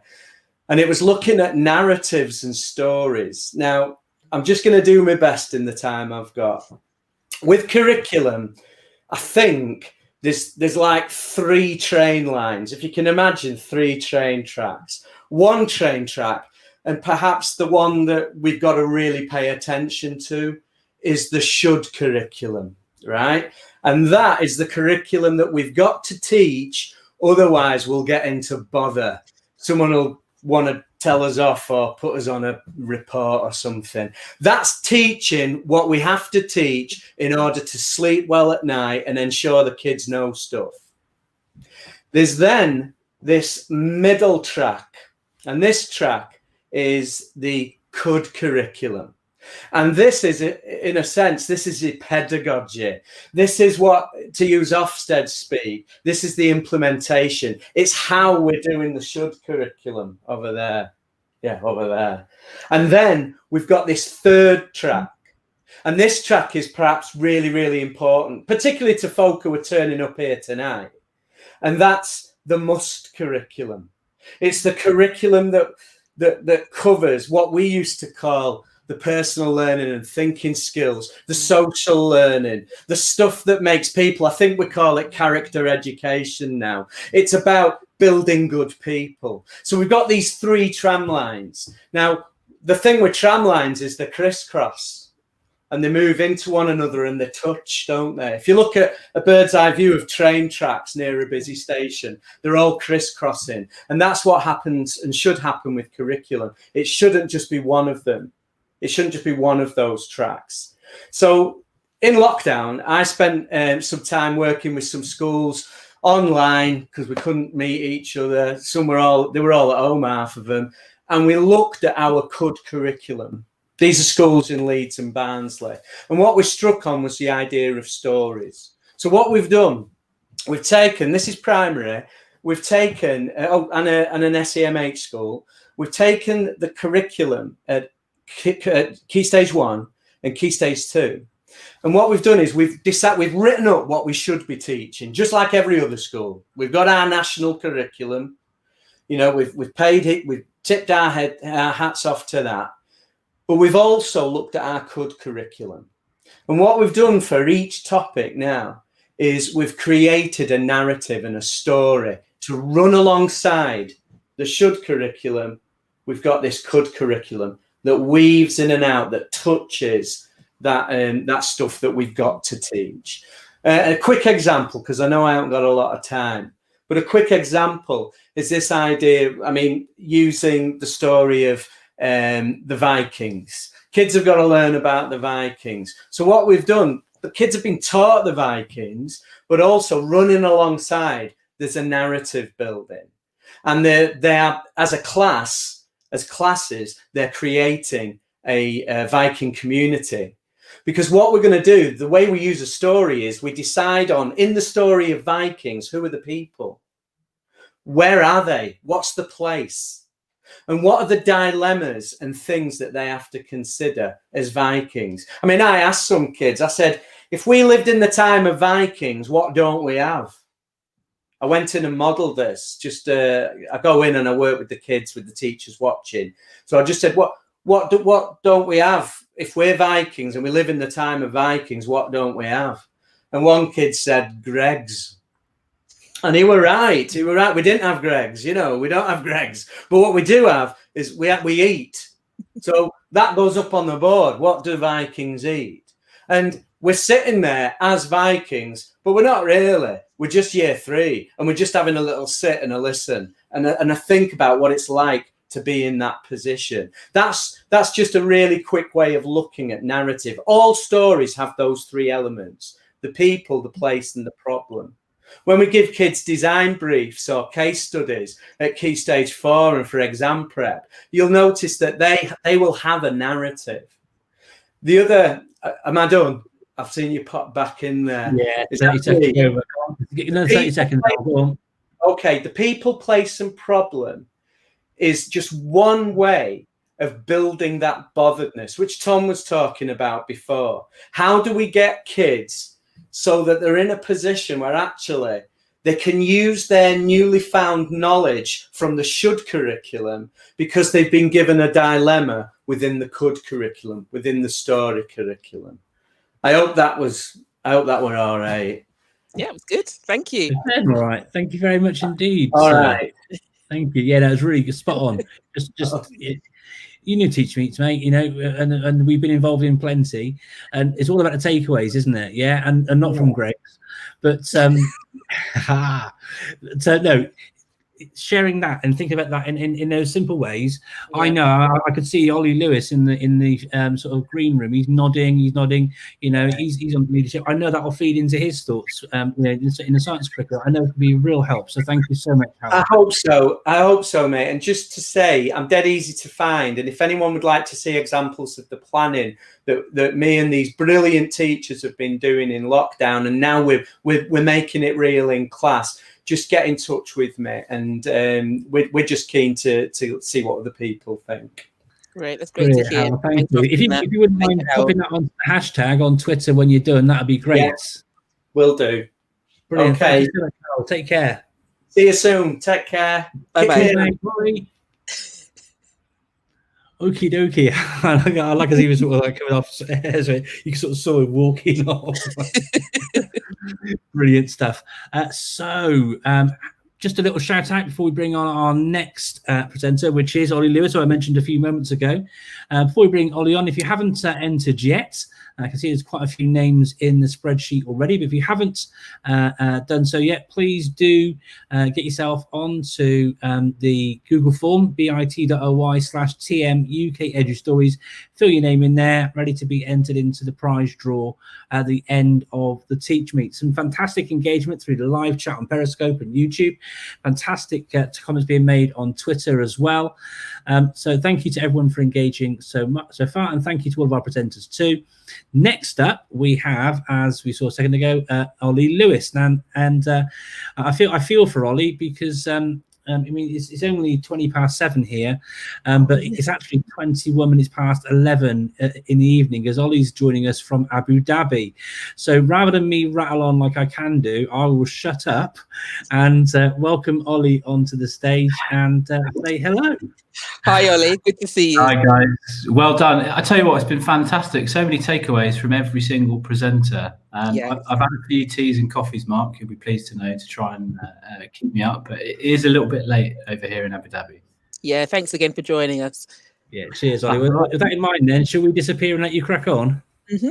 We will dive straight in. Okay, I'll just share my screen. Just jump in here. Happy days. Hi, everybody. So I'm going to talk a little bit about what I've learned about teaching with technology. The first thing I'd like to reflect on is the fact that quite often less is actually more.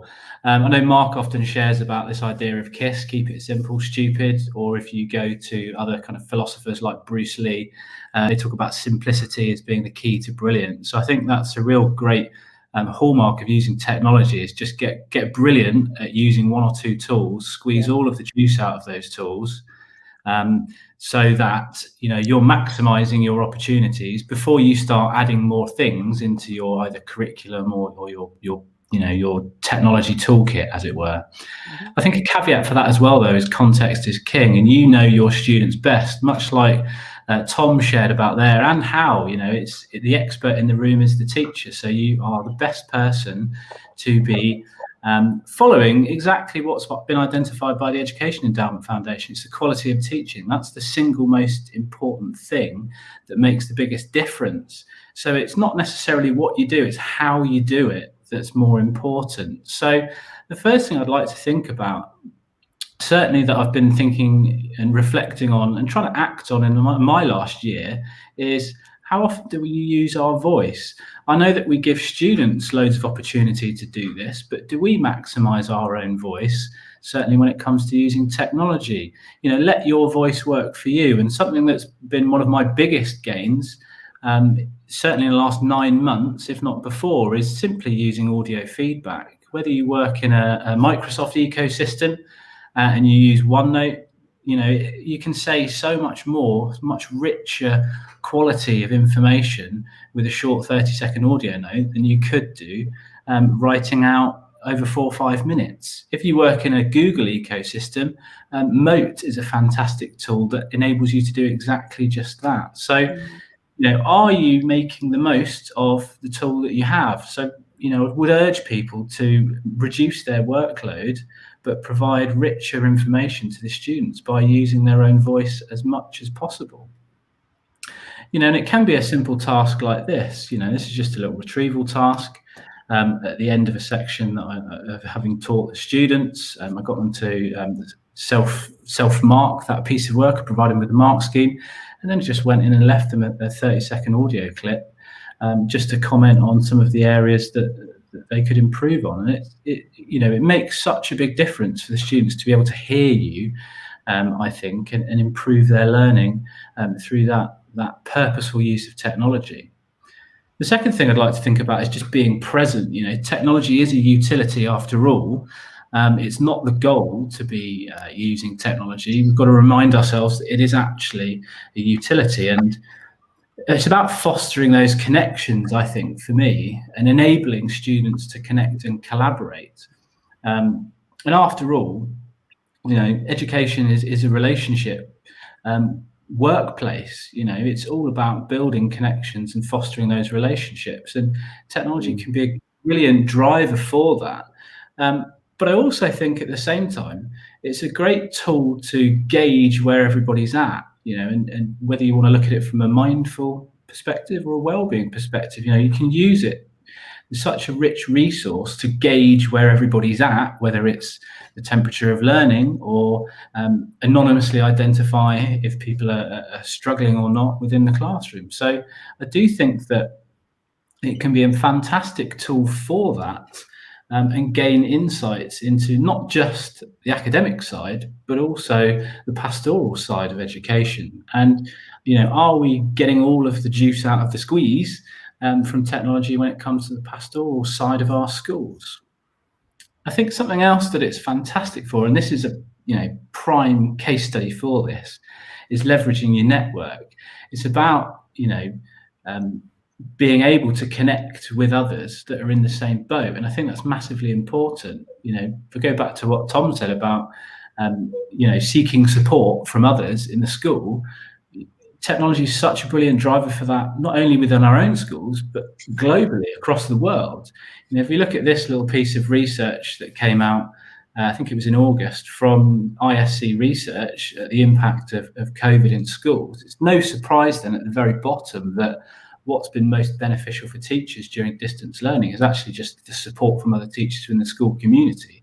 And I think technology can play a fantastic role in that in terms of micro and macro scales, by breaking down those walls between the geographical distances amongst us. Because after all, we're all in it together. We've all got the same mission, which is to improve outcomes for students in their education and give them the best that we can.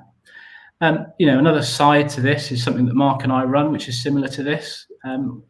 Connecting with my own network, and Mark's assisting me with that, is a sister show that we work on out here in the Middle East, Learn Live UAE, and we've had, I think it's about 60 people now over the course of sort of 6 months, come and share their experiences, which has been fantastic and helped to upskill others in what can be quite a competitive marketplace in this particular context here. So it's leveraging your network so that you can make the best possible decisions is hugely important. And then the final thing is a pedagogy thing, actually. If you look at what a lot of the research says, talking about sort of online learning or using technology to teach, if you look at these 5 suggestions, they're actually just the hallmarks of effective teaching and learning. If you look at presenting the information in small chunks, or modelling, providing worked examples for students, and checking for understanding and feedback along with collaboration, that's just what good teaching and learning looks like, isn't it? And technology can be a fantastic driver to help facilitate lots of these strategies for the classroom. So I think that's my takeaways. How am I doing for time, Mark? You are 1 minute and 20 seconds over. Whoa, okay, of course. Thank you. Right. I thought you were about to wrap it up, so I was going to jump in when you had 30 seconds left, and then there was another slide, so I felt bad then. Sorry. Some great takeaways, and you and I are on the same page on that, and I'm sure Bookie is as well. Knowing you both as I do. Thank you so much for sharing, Ollie. If you want to find Ollie, you can see his Twitter handle there. He had his website up before, and the ticker at the bottom is giving you his contact details there as well. Maybe you'll make that presentation available on your blog, perhaps, Ollie? Yeah, I can do that. Brilliant stuff. All right. Well, good night, and get some kip, and we'll catch up soon. Thanks for waiting for us. Are you gonna stay to the end? Brilliant. Oh, fantastic! Right. Thank Love you. it, Ollie. So top Take man. care, All right, Ollie. take care, and we'll catch you at the end. Cheers. Thank you so much, Ollie. Next up, Bookie. Right. Okay, Yamina Bibi, someone that I've actually coached through Women Ed. We've got a strong Women Ed connection. I'm not going to say too much because I think we're running slightly over time. So just go straight to introducing Yamina, looking at vocabulary structure, the presentation. Hello, Yamina. It's good to see you. How are you both? Keeping Very well, good. Welcome. How are you keeping? Very well. It's the last day of term, so I've just literally come from a socially distanced English party to celebrate the term. So a little bit tired from all the karaoke singing, not gonna lie. Okay. Did you see my groan? We still got one more week. So congratulations to you. This Christmas break has started. Yeah, I'll just hanging on in there. Okay. So if you can start. Thank you. Yeah, you can start when you're ready, please. So I'm going to be exploring vocabulary and the power of words. Can you see my screen? Yes, thank you. Okay. So I'm Yamina Bibi. I'm an assistant head teacher at a school in East London, in Newham Forest Gate Community School, and I am in love with words. I wouldn't be the head of English if I wasn't. And I really see the power of words, and I've seen it throughout my whole life. I've seen the power of words in our house. We grew up in a house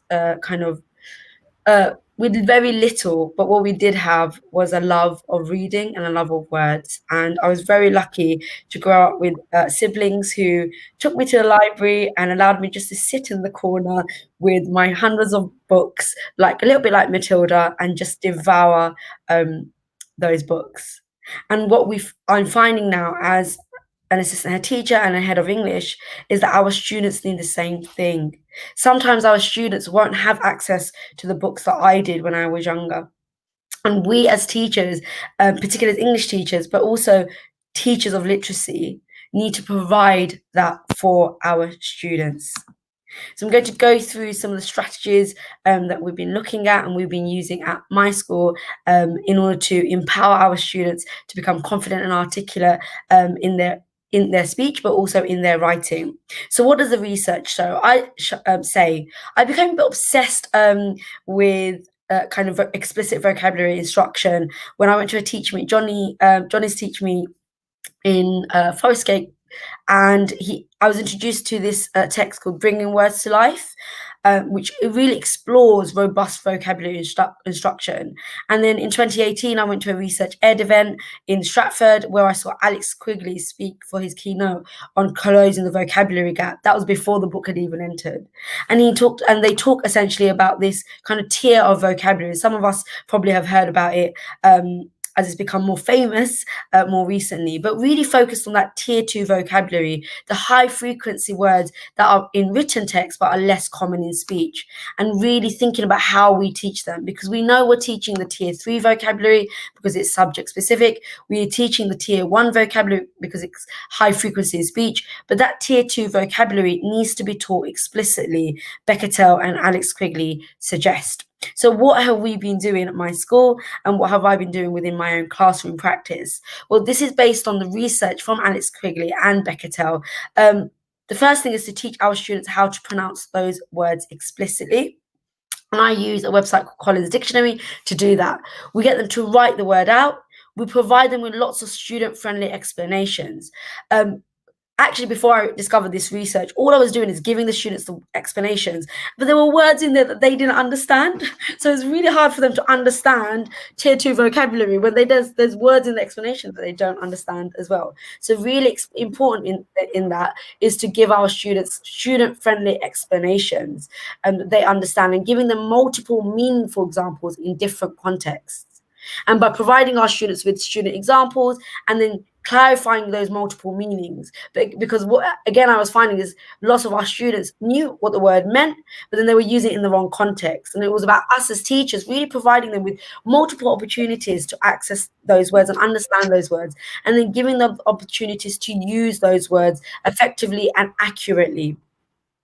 And parts of the kind of research talks about solidifying the introduction of word meanings. So what then do we do as teachers? Do we just teach them this one word incredulous and then go think they're going to just internalize it? Of course not. That's what I had been doing before I discovered the research. So what they suggest is actually providing students with word associations. So which word goes with a gift to build a new hospital, for example, or getting the students to associate newly learned words with context and activities from their own experiences. And that's what really, really has helped me, particularly as a learner with EAL needs, but also as a student who's dyslexic, struggles with things like spelling of words and understanding words in context, providing examples, but also non-examples, and then exploring relationships among words. So what have we done then as a department? Well, we've really focused on vocabulary teaching. So our wonderful leaders in our English department, Imam Mahmood, I'm going to give them a shout out, Ray, Mead, really focused on embedding Tier 2 vocabulary within our MTPs, within our curriculum. And it's just something we do now. And it's part of our starter activities, both our SPAG starters and our memory starters. So we explicitly teach, as a department, we've decided, and Iman and Ray did this, they decided for every single unit of work, year 7, 8, 9, 10, 11, there were going to be 10 keywords that are taught by every teacher, so that by the end of that year, the students for every unit of work have Tier 2 vocabulary that they know explicitly, that they've encountered again and again and again. And we use things like SPAG starters or do now activities to really check their understanding. So we say we've taught the word magnanimous, and then we'll ask them to really just kind of explore that word. We'll explain why you think that adjective magnanimous best describes Shylock, for example. Getting them to think about scaling, so really understanding the vocabulary and the nuances of that word. So, for example, something that I do in my classroom is, say, if we're looking at Curly's wife, and we explore kind of different ways in which we can describe her. Why does Stymic decide to choose these specific words to describe her, as opposed to those specific words to describe her, and really getting into the heart of vocabulary and understanding keywords and Tier 2 vocabulary? This is just the structure of the way in which we do things in our department. So, as I said, we've explicitly identified keywords that students will know, Tier 2 words that students will know by the end of the year. We've got it in this format, so it's again based on the research by Becca Tell and Alex Quigley. So we give them the keyword, we teach them how to pronounce it, we have explanations that are student friendly, we expose them to lots of examples, and then we give them synonyms. And then what we might do is test them on that. So week 1, we get them to learn the words, we get them to use the words, but then week 2, we might take the explanations away or the examples away, and then they have to be able to create their own examples, but in the context. And that's really, really key as part of vocabulary instruction, that we teach our students the context of those words. Again, one of the things we look at is vocabulary from text. So say if we're studying an inspector course, these words come up in this is in the stage direction to describe the inspector in an inspector course. What if our students don't know what massiveness, solidity, and purposefulness means? How are then we going to help them meet that learning objective, or that key objective, as we call it? I can analyze language choices when they don't even know what those key words mean. So what might we do? We might teach them what those words mean. We explicitly teach them what those words mean in student-friendly explanations. We provide them with lots of examples, and they have multiple kind of examples, both examples and non-examples. We give them synonyms, because then when it comes to analyzing, it's a little bit easier. They know the words now. Okay, so I know that word, what that word means. So, right, why does Precy describe, use the adjective massiveness to describe the inspector? Why not another word? And really getting them to think about the nuance of writers' choices.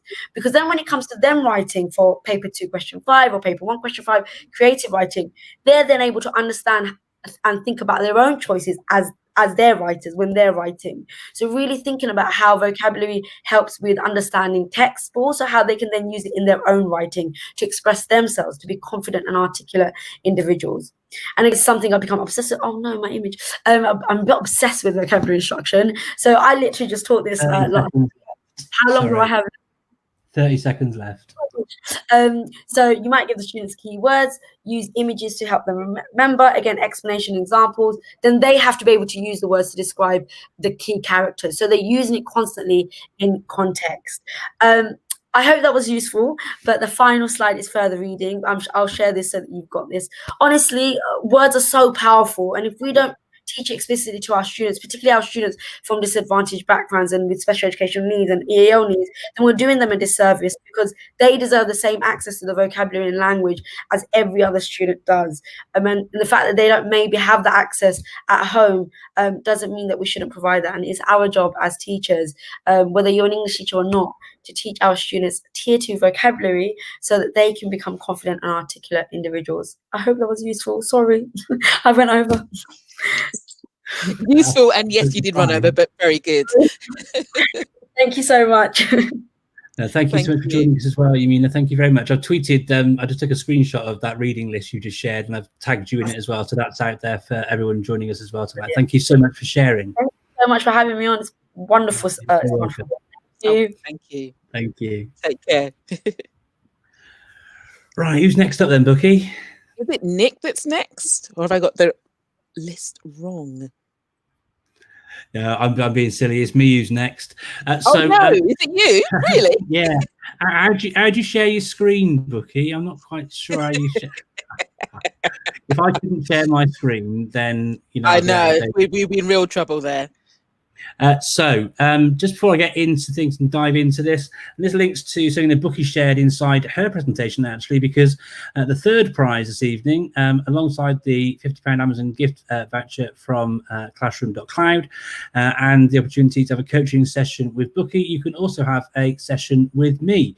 That could be a sort of short twilight after school if you wanted that for your school, or if you wanted me to work with you on an individual basis and think about how you could maybe use technology a bit better to support teaching and learning in informed ways in your classroom, then that's entirely up to you. It's your prize to do with as you see fit.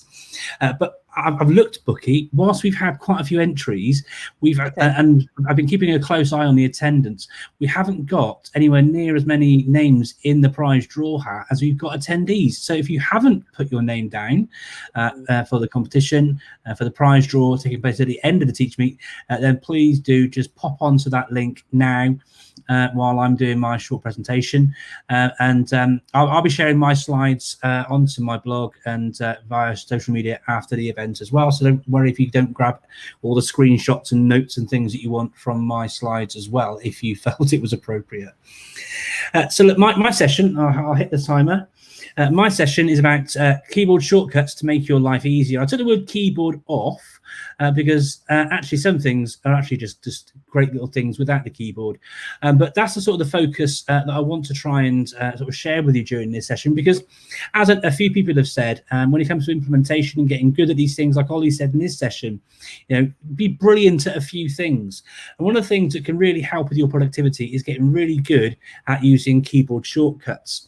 And it is that marginal gains approach. A few people have mentioned the marginal gains thing during the course of the evening as well, and aggregating these little things so that you're able to make efficiencies, make improvements, all these sort of things. It goes down to what I call the Bananarama effect. And it ain't so much what you do, it's the way that you do it. And obviously Bananarama coined that phrase in their song out of the 80s.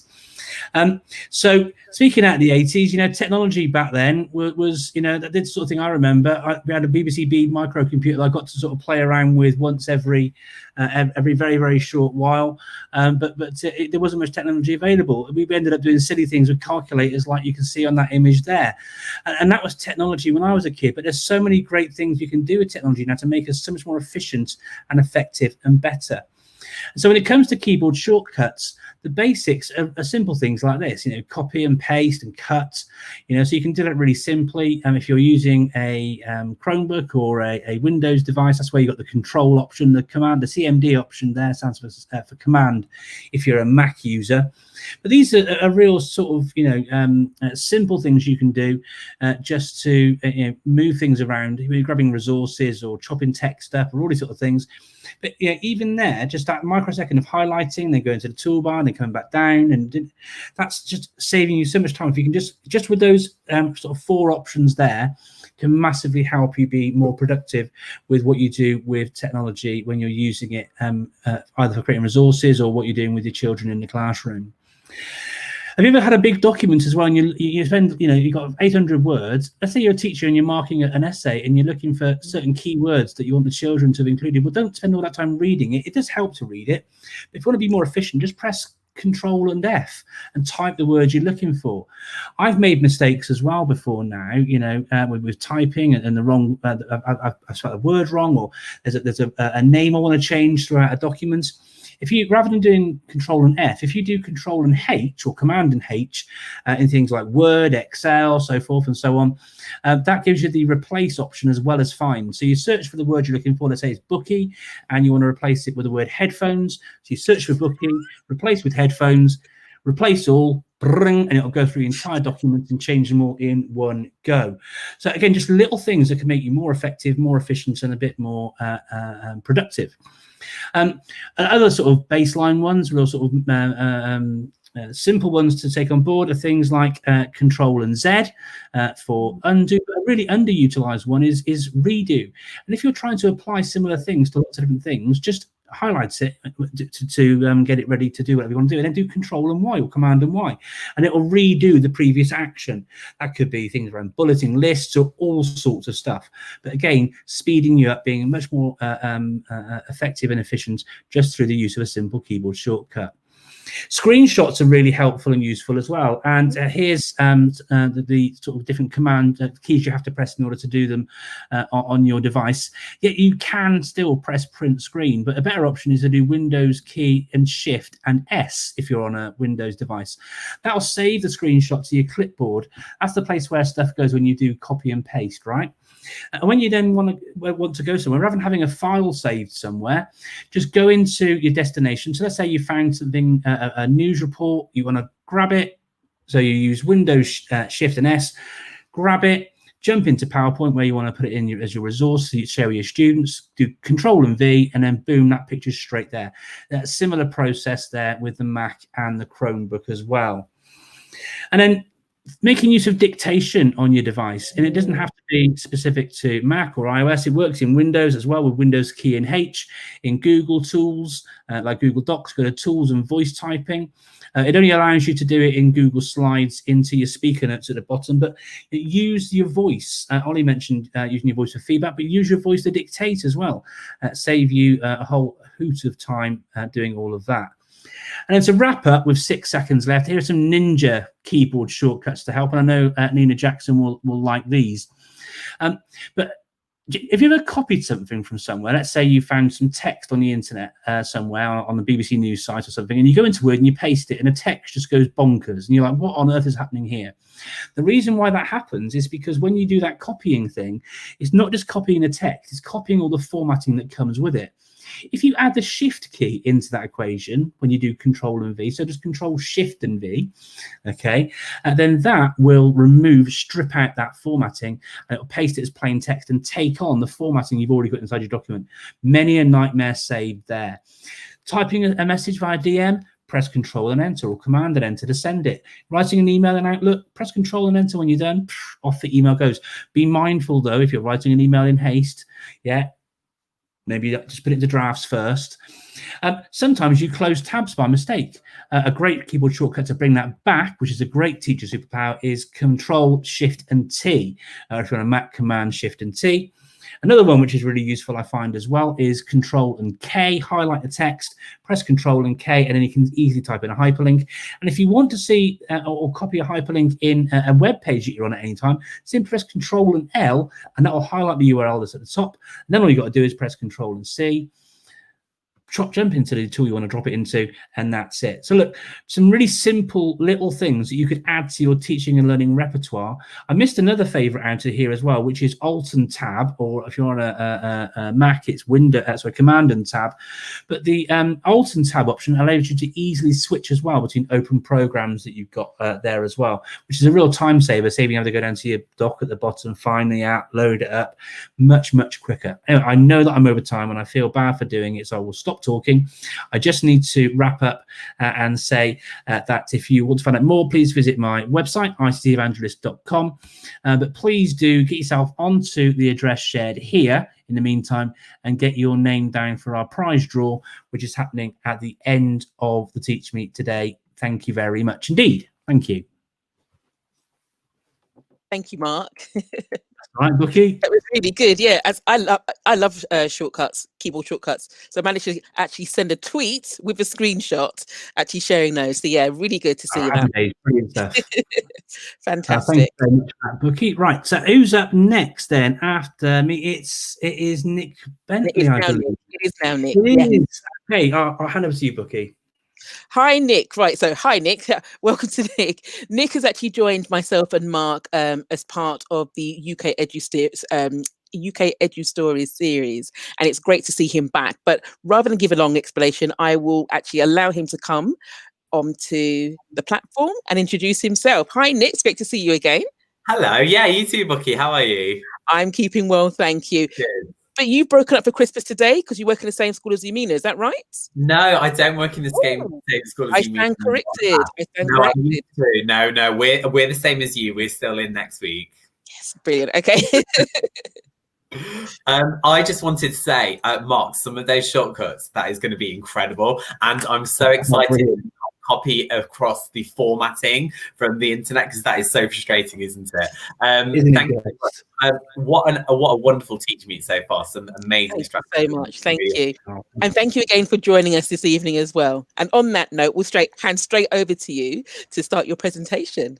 Perfect. Thank you very much. So I'm just going to share my screen so you can see it. I'm going to be talking a little bit more about engaging and inclusive approaches to encourage students in their writing. So I'll just make it full screen there. I find that when we're encouraging students in their writing, we really want to make sure that, firstly, they are excited and they want to really get them involved when they're doing the activities, but also that we provide a routine for them, because sometimes that can be a frustration as well. So a few key strategies that I'll put up on this slide then. In role approaches, what I mean by that is students and actually potentially even teachers taking on board the role of a character when they're either doing their writing or when they're interacting with a member of staff too. I find that really exciting because I think the students find it quite fun. A teacher in role taking on board the role of a character, a scientist, a doctor, whoever it might be, and interacting with the students can be a really engaging way of getting the students emotionally invested in the work that they're doing so that they can write from the inside of that perspective. And I've often found that students, when they do this, really get engaged in those activities too. Linked to that is the second one that I've got is shared storytelling. So this can be done in several ways. You could go around the circle or go around the classroom and get a student say one word each and then build up a story together. And that can create a really collaborative environment. Students can also use that to develop their understanding of sentence structure and sentence lengths too, which can be really interesting. Or as an alternative, you can actually do kind of like a shared modelling of it, where you get the students to give you different sentences and ideas, and you together as a whole class can write up the whole story. And I find that when you do that, it can not only get that kind of engagement, but also a really collaborative environment within the classroom, which can be really interesting too. Sometimes if you want students to get the inside of a perspective or an idea or an engagement, encouraging them to have a debate or a discussion initially before you do the writing can be a good way to make sure that they have a perspective on something, they've thought about their opinion and they're ready to talk about it and share it. It seems simple, but actually making sure that they're emotionally invested within it can be a great way. And if they've practiced it first by already rehearsing their ideas before they commit pen to paper, that can be a great way to do it too. Yamina was speaking earlier really interestingly about the value of language and that tier 2 vocabulary, and keyword rankings I think can link into this too.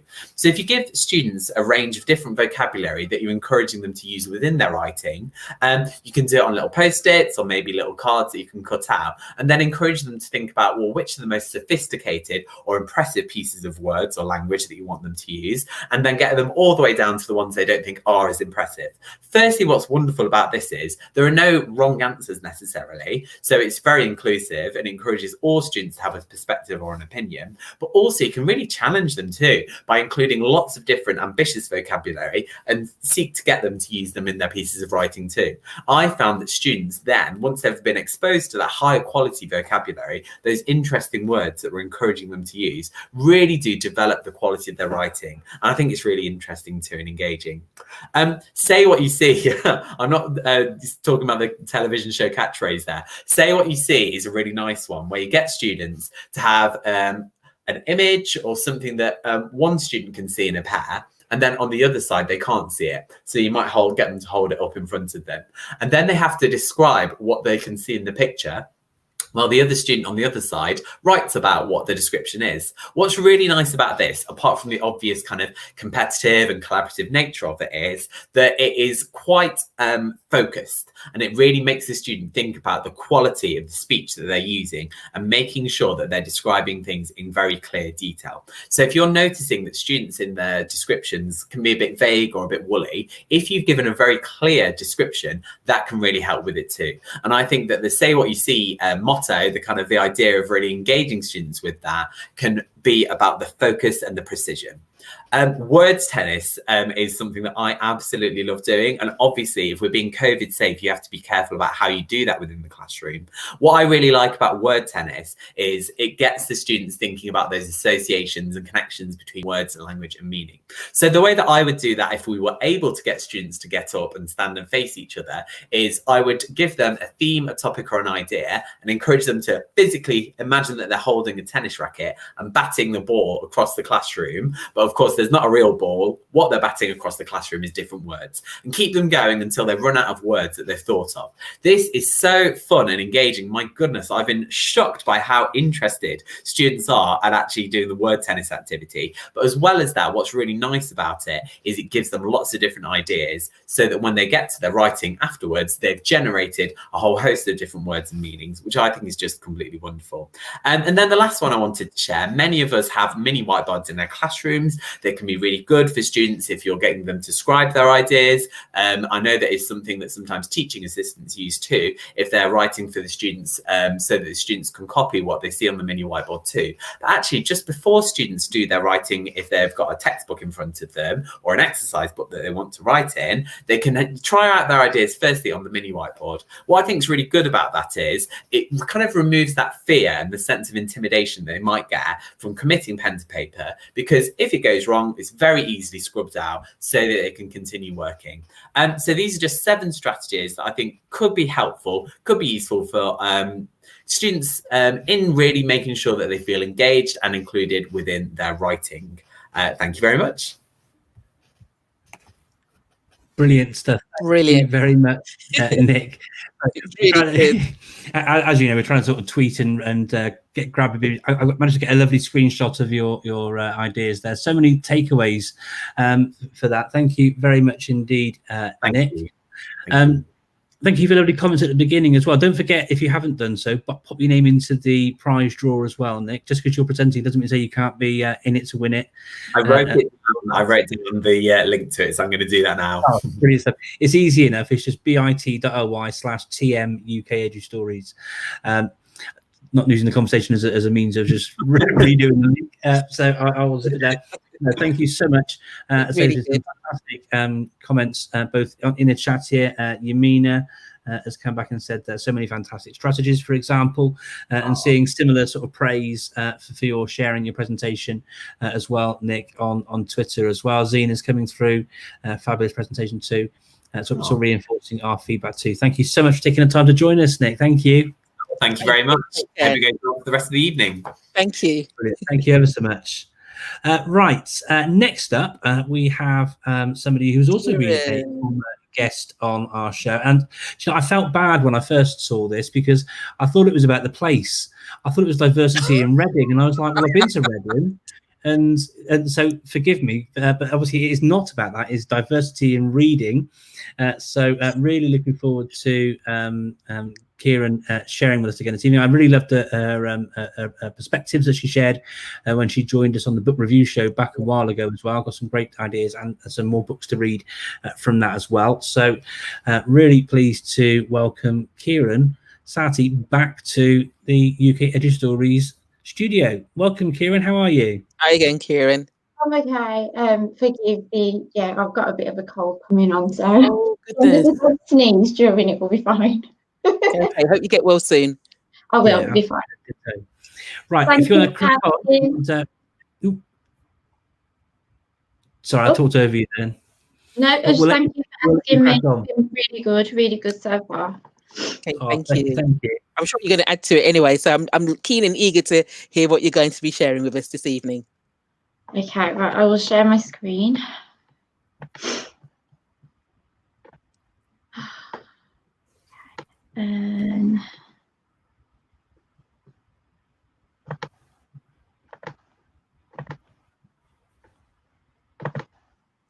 Can you see that? No, you can't. No. Not yet, no. Something did happen, but then it disappeared. But that might have been someone coming into the green room. Application window. Oh, it's not coming up for some reason. I'm going to choose the option entire. Is it in PowerPoint or is it in your web browser? Yeah. So long as you haven't got anything sensitive on the screen, choose the option entire screen. Yeah. Thank you. Then go share, and then there you go. Your screen is on now, and it's up on screen. So if you now hit sort of run your slideshow, you're all good, Kieran. Thank you. Okay, so let's start with diverse text, inclusive text. Why are they so important? So I always go back to this as my core value and why about stories. I think it's just the best way to sum it up. Stories are the most important thing in the world because it makes us human. And I think by sharing diverse text, we're building a community of readers that really understand each other. Not just in terms of like analysing a text and reading it for meaning and in the sense of like inference and all of that stuff, but it's also in a case of we want to understand each other as human beings, especially like with everything that's gone on this year as well. I just think it's even more important. So I'm going to go into a little bit more of why. So I think a lot of us probably have seen this, but the CLPE did a few surveys, the first one being in 2018 when they realised that diversity was an issue in children's literature for the fact that there wasn't much of it. They then did the following year another survey, and as you can see, so 4% of the children's books published in 2017 featured BAME. That had then risen from 4 to 7%. So obviously a slight increase, but it can be better, and it's getting better. One of the things that really struck me, because when I realised sort of just how it's not very great, was reading some work by Darren Chetty, and I would suggest all of you do the same. He's got so many blogs and so just excellent pieces of writing where he really critically analyses children's literature. And when I started leading English, it was probably one of the best things that I'd read in terms of what I wanted to promote, in terms of what we're bringing into school for children. So when we think about the canon of classics for children, they tend to be of a time period, British Empire, colonialism, and therefore you're going to have specific representations of children. You're not necessarily going to have a representation of all children. And so his idea was branching on about this version of reality. If we're only ever going to give them the same perspective, in essence, we're widening the imagination gap.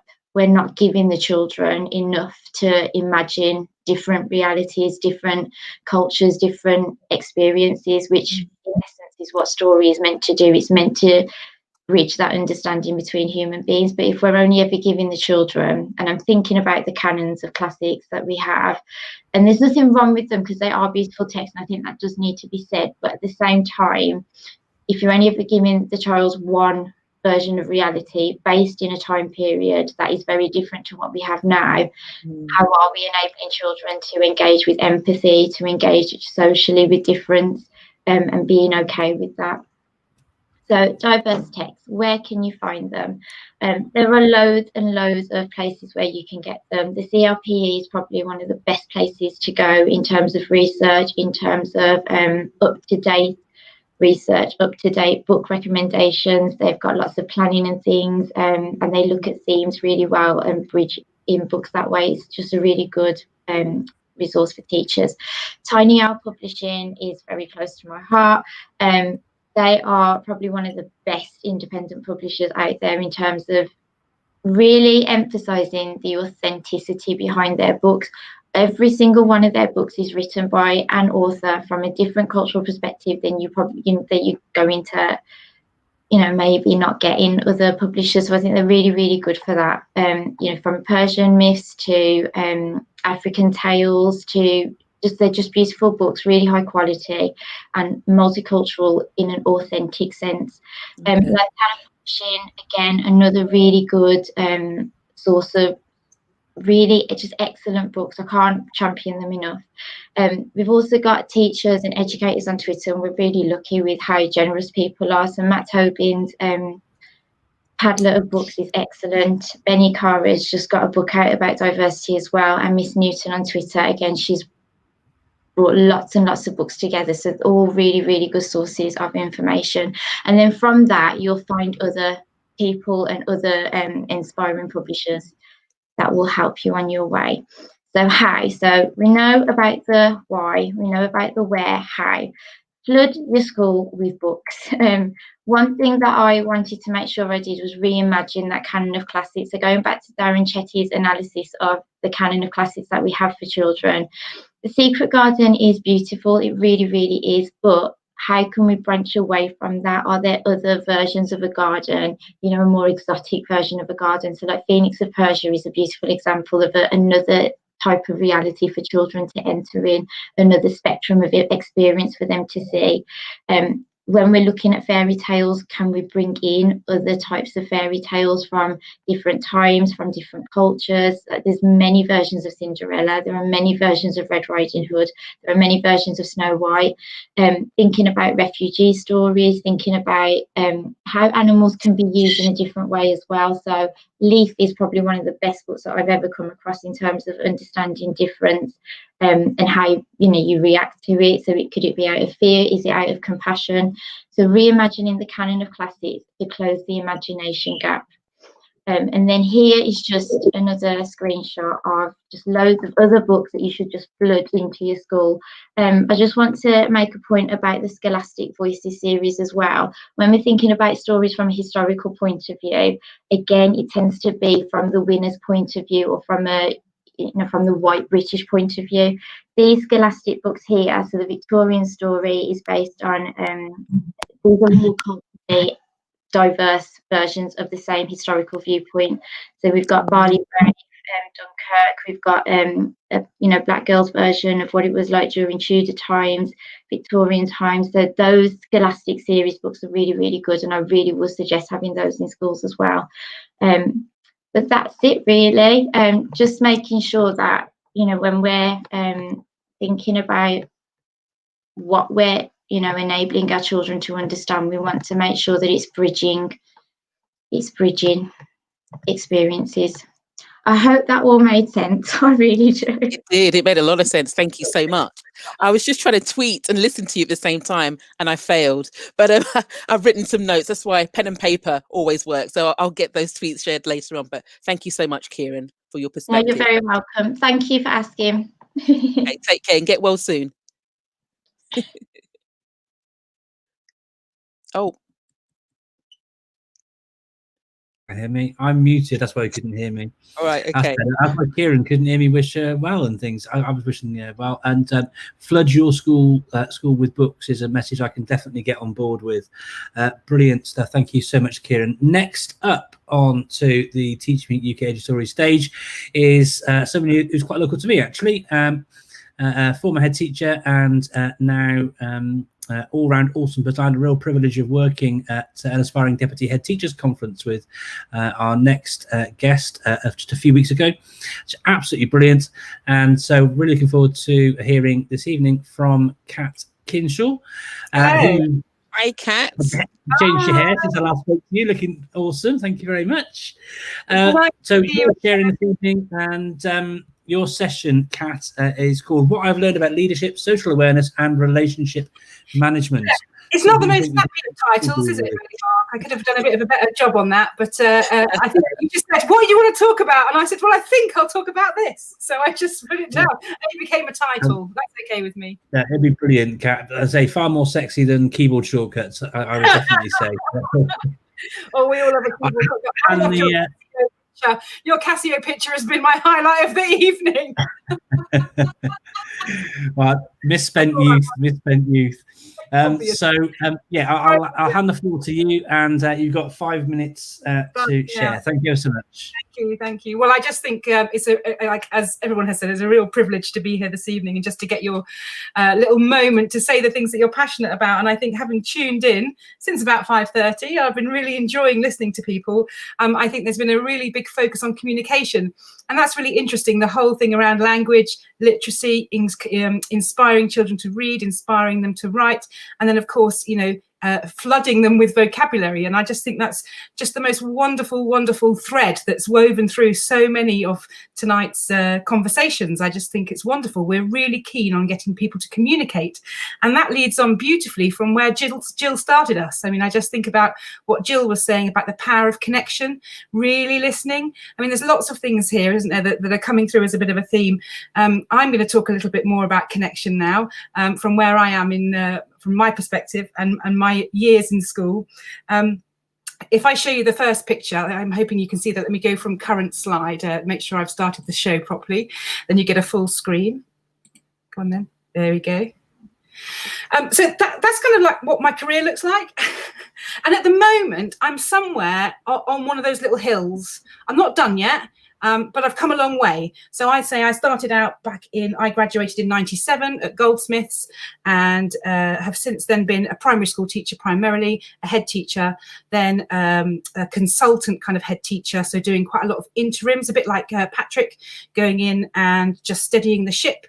Sometimes when there's a bit of crisis occurring. So I've done that in about 7 schools now. Then I've done some work as PGCE tutor and 2 stints as like an interim director of education in 2 big MATs. So I've had quite an interesting career path so far. Sometimes I find some of the directives and rules, shall we say, a little bit challenging. So I quite like being independent, and I think that's a really nice place to be. But let's crack on with the things I want to talk about, she says. Just keep an eye on that timer.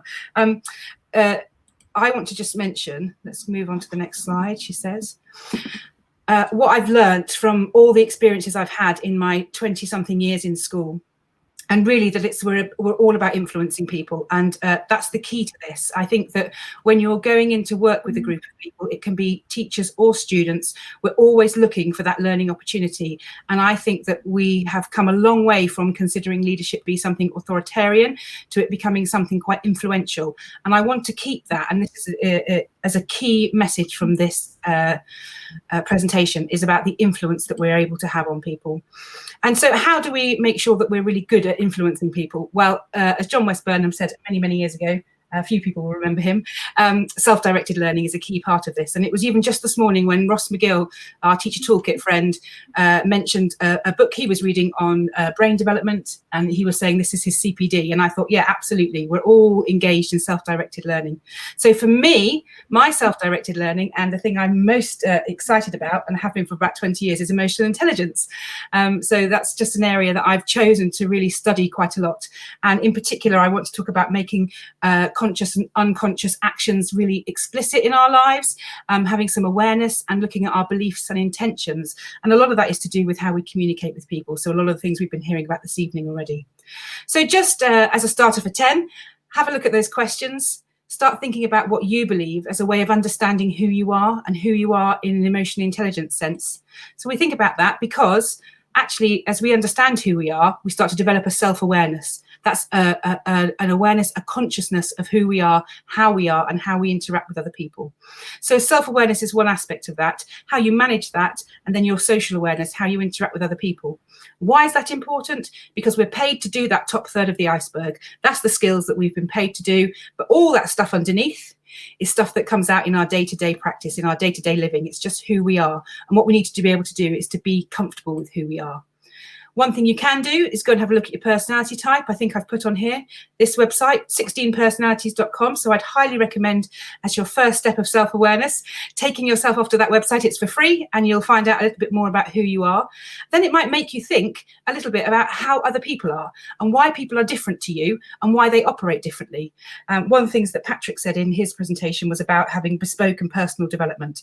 And I think this is all what it's about. It's about being able to explore each other's unique beliefs and standpoint. Here's a really nice infographic from Barclays we've got here for the first time in history, we've got 5 generations in the workplace.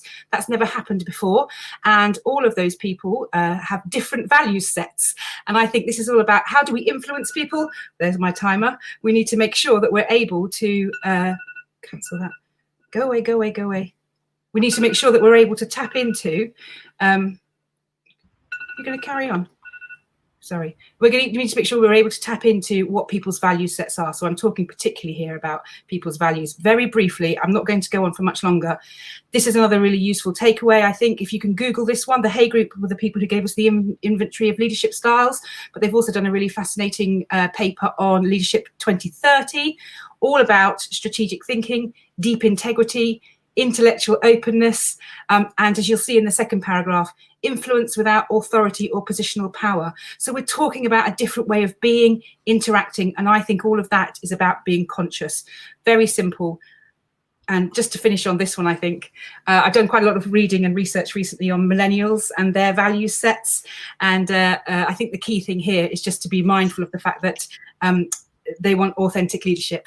So I just think there's something in all of that. So that's my little 5 minutes of interest where I am at the moment in my career and what I'm thinking about.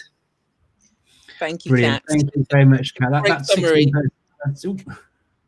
16personalities.com, so it's really good for reflecting on where you're at. And I think that idea you shared about how you can then think about how that might apply to others that you interact with and work with and engage with is really, really key there, isn't it? So that links what you said about millennials at the end as well there, isn't it? It's about how you can engage. That quote for millennials I thought was fantastic. Yeah, they will question your authenticity. They're not afraid to stand up and say what they believe in, but they have a different set of values than some of the other teachers we might be working with, although they may be coming in the workplace now, seeing as we're in 2021. And then you think, gosh, we know if we're talking about 6 generations in the workplace, that's an awful lot of different and diverse perspectives we've got going on in terms of things that have shaped their lifetimes. And now we've obviously got the COVID generation. So it's fascinating, but it's all about that connection, building trusting relationships. And I loved what Zena said about relational leadership. I mean, that's exactly it. It's getting into the heart of it. And what Patrick said about being successful, it's about doing something bespoke and personal. Thank you. I'll go on now. Thank you for sharing, Kat. That's all right. Cheers. Thank you. Right, we are behind time, so let's not mince our words, and that's a note to self there, really. Next up, we have a long-serving, suffering friend of mine who is known as, to some, the ninja who moves in mysterious ways. She's also known as Music Mind on Twitter. She's also known as Nina Jackson. Welcome, Nina, to TeachMeet UKEduStories. I hope the chips aren't going cold, Nina. Sorry. I swear to him, he's either in the car or he's down the chippy, because this is an epic evening now, okay? We've had no chips for like months on end. And Dick said, shall I stop off at the chippy on the way back? And I said, we're running late. So can I just say, thank you. It's going to be an epic evening. And on that note, I'm not going to talk because this is going to be a first. I'm going to keep it to 5 minutes. And if I don't finish in 5 minutes, you're going to go, get off, ninja. Time to get the chips in. All right. Okay. Okay. When you mark, get set, go. Right. Okay. So I'm sharing with you. Hopefully. Oh, it's gone. Have you got it? Yeah, you're up. I'm up. Okay. Fantastic. That's brilliant. Okay. So first of all, what I'd like to do is say a massive, massive thank you to Mark and to Bookie for inviting me. It is such a pleasure, honestly. But more than anything right now is for all of you guys that are literally tuning in. So what I want to do this evening is to think about peace, perfect peace. And in Welsh, we call it hedd perffaith hedd. And I want to look at it from 2 angles: your well-being and what you can do in the classroom. So I'm Nina Jackson at Music Mind, definitely a ninja who loves to move in mysterious ways. So let's take that P and what do we mean by it? Guys, grab your remote and I want you to put a pause on you and a pause on what's going on in the classroom. Why do we need to pause right now? We need to pause because we need to consider, how is my world operating? Not only in my mind, but also in my environment as well. Because I want you to feel great peace. for your own well-being, your pedagogy and your practice. Then, when you've had a moment to pause, I want you to do this with the children and the young people that you've got and with yourself. Evaluate all the things that are maybe causing you anxiety, stress and problems, but also as well to embrace self-compassion and self-gratitude. Either thinking about what is it that we've been learning in the classroom, or indeed, how is it that I'm feeling absolutely right now? When you've got time to think about the pause bit and then the evaluate bit, you're going to get full on active, okay? Whether it's a bit of chair dancing or whether you're going to do a walk and talk or go for a run, obviously in your glamorous lycras, but you're going to get active because being active is good for the heart and good for the mind. When you've done a little bit of that, you've had your pause, you've evaluated how you're feeling and what's happening, and you've been a bit active, you are going to have this confidence. And it's going to be free. It's going to be self-confidence, self-esteem, and you're going to be feeling fantastic so that you can embrace the new year with brilliance. And when you've got that confidence, you are going to be empowered to be anything you want to be, to face any difficulties or adversities, to have those moments of reflection. And you know what? That will then give you peace, perfect peace, helping you to help yourself, helping you to help others. And on that note, what I'd like to do at this point is to wish you a very Merry Christmas, because at this point right now, you're exhausted. Think of the piece. What were they? Pause, evaluate, active, confidence, and empowered. And thank you for all that you are and all that you do. And I want to wish you a very, very merry, restful and peaceful Christmas and a happy new year. And that's me. I'm Nina Jackson, the ninja who loves to move in mysterious ways. Super smiles. If I haven't cracked that in 5 minutes, I'm telling you. With plenty of time to spare, exactly. Yeah, fantastic. Oh my God, that is a new record for me. Are you impressed or what? Very. In so many ways. I mean, Nina's been on so many stages recently. ISTE was taking place recently. Nina on a big stage presenting and sharing at ISTE. You know, she's a truly international superstar. Thank you so much for sharing really not a salient but powerful and purposeful and relevant message for all of us to hear at this time of year, Nina. Thank you so much. Thank you, Nina. Enjoy your chips. Lots of love. Yeah. Love to dick as well, Nina. Okay, right then, brilliant stuff. And we're clawing back time here now, aren't we, Steve? Yeah. And I'm not presenting again, so that's going to help as well. Next up, we have Amy Jeatley, I believe. She's sharing about the effects of over-busyness on emotional, mental, and physical health. So with no further ado, please welcome Amy Jeatley to the stage. And I hope you're very well, Amy. As we're running behind, are you ready to jump on and start sharing? I am, absolutely. I was born ready. Absolutely. I love it. I love it. Fantastic. Thank you. Thank you for inviting me, Bucky. Thank you indeed. It's good to see you both and good to be back again. So I know that Nina just mentioned about busyness and about being overwhelmed. I don't know about you, Bucky, but at the moment in schools, you're probably finding that there is no word in the English dictionary to describe how tired we all are. That it's just a new level of tired. It's Absolutely. Like a level of this pandemic that we've got, and now we've got this certain level of tired that's reached it. So I don't know whether you've noticed, but people at the moment, unfortunately, are getting quite irrational, getting quite upset, and you're finding people are getting tetchy. So really, why is that happening? We understand that people are going to be emotional, irrational, there's too much to do. But why? What's the link between too much to do, getting emotional, having a breakdown, and what's the process? How can we manage it? So it's actually all linked to your brain. It's linked to the science of the brain wave. So as you know, scientists have managed to measure the frequency and cycles of your brain waves.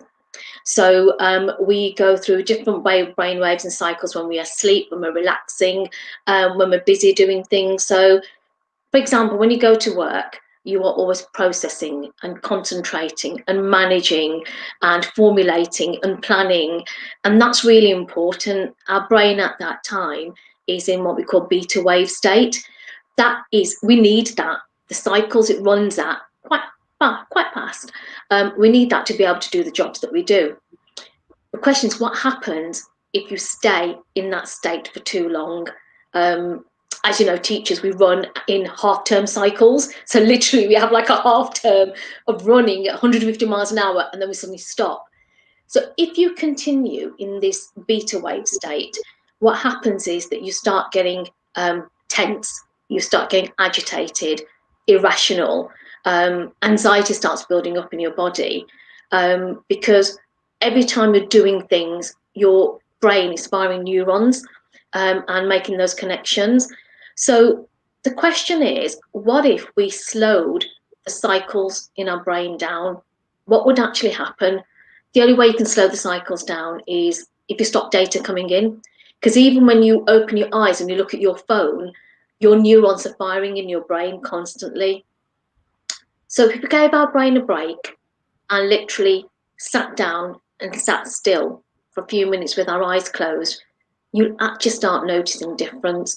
So the brain runs in backlog, a bit like a computer. There's the backlog. So if you sat down with your eyes closed just for a few minutes in the silence, within about 3, 4, 5 minutes, you'll start noticing difference in your body, in your physical body.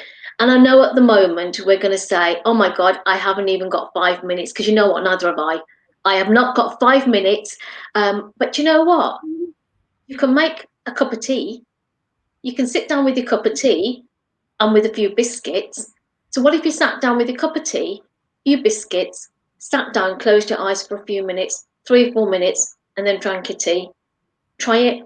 Because what will then happen is that because your eyes are closed and you've slowed the input down, then your brain will naturally move into something called alpha wave state. So the cycles of waves slow down. And when they slow down, because your brain is slowing down, your physical body starts calming. You start having more imagination. You actually feel you've got space and capacity, and your body starts relaxing.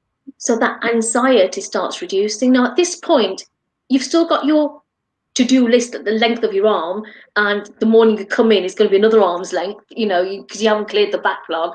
But your body starts calming down, and it's about managing. It's about managing the stresses that are going on at the moment. So let's say you decided, oh, I'm liking this and I'm calm and I want to continue. Your body will then naturally move into theta wave state, and that puts you into like a meditative state. And when you're in that kind of state, you feel quite blissful. Your body and your arms, your legs, you probably don't feel them. So if you're not used to doing this, it takes a bit of time. But let's say you continue this practice 5 minutes a day, your body naturally runs into what's called delta wave state, because your brain waves are slowed down so much. And then when they slow down that much, you get into a point where it becomes restorative to you. Literally, your cells can regenerate. So if you spent 40 minutes in delta wave state in your brain, sitting still, it's the equivalent of 8 hours of sleep. All right. And then when you move on, again, if you start learning to sit still and you're calm, your brain can run into what's called theta wave state, which is basically Tibetan monks do that. And they're in that pure heavenly bliss, pure intelligence. Okay. So the takeaway from this is, I know we're all busy. When you grab a cup of tea, just sit there quietly with your eyes closed for about 3 or 4 minutes before you drink your tea. So extend your tea drinking experience to about 6 or 7 minutes, and you'll start noticing a change in your physical body, your anxiety. You won't be so tetchy, you won't be so irrational. And believe it or not, you'll start getting inspiration on how to actually manage and cope with your workload. Okay. And I wanted to wish you both a very happy Christmas to everyone as well. Bless you. Thank you. Amy. It's Great just advice there for all of us. Thank you.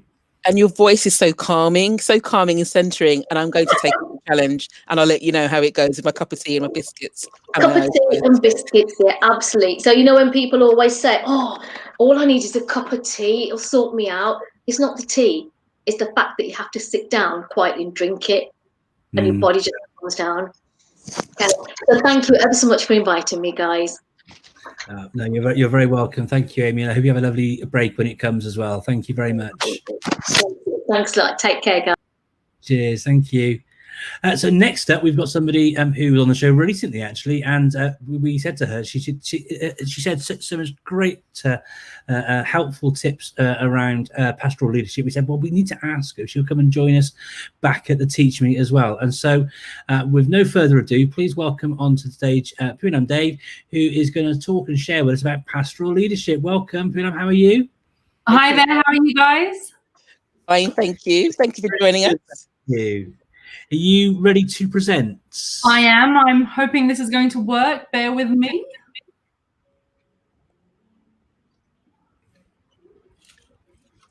Oh. Yep, there we go.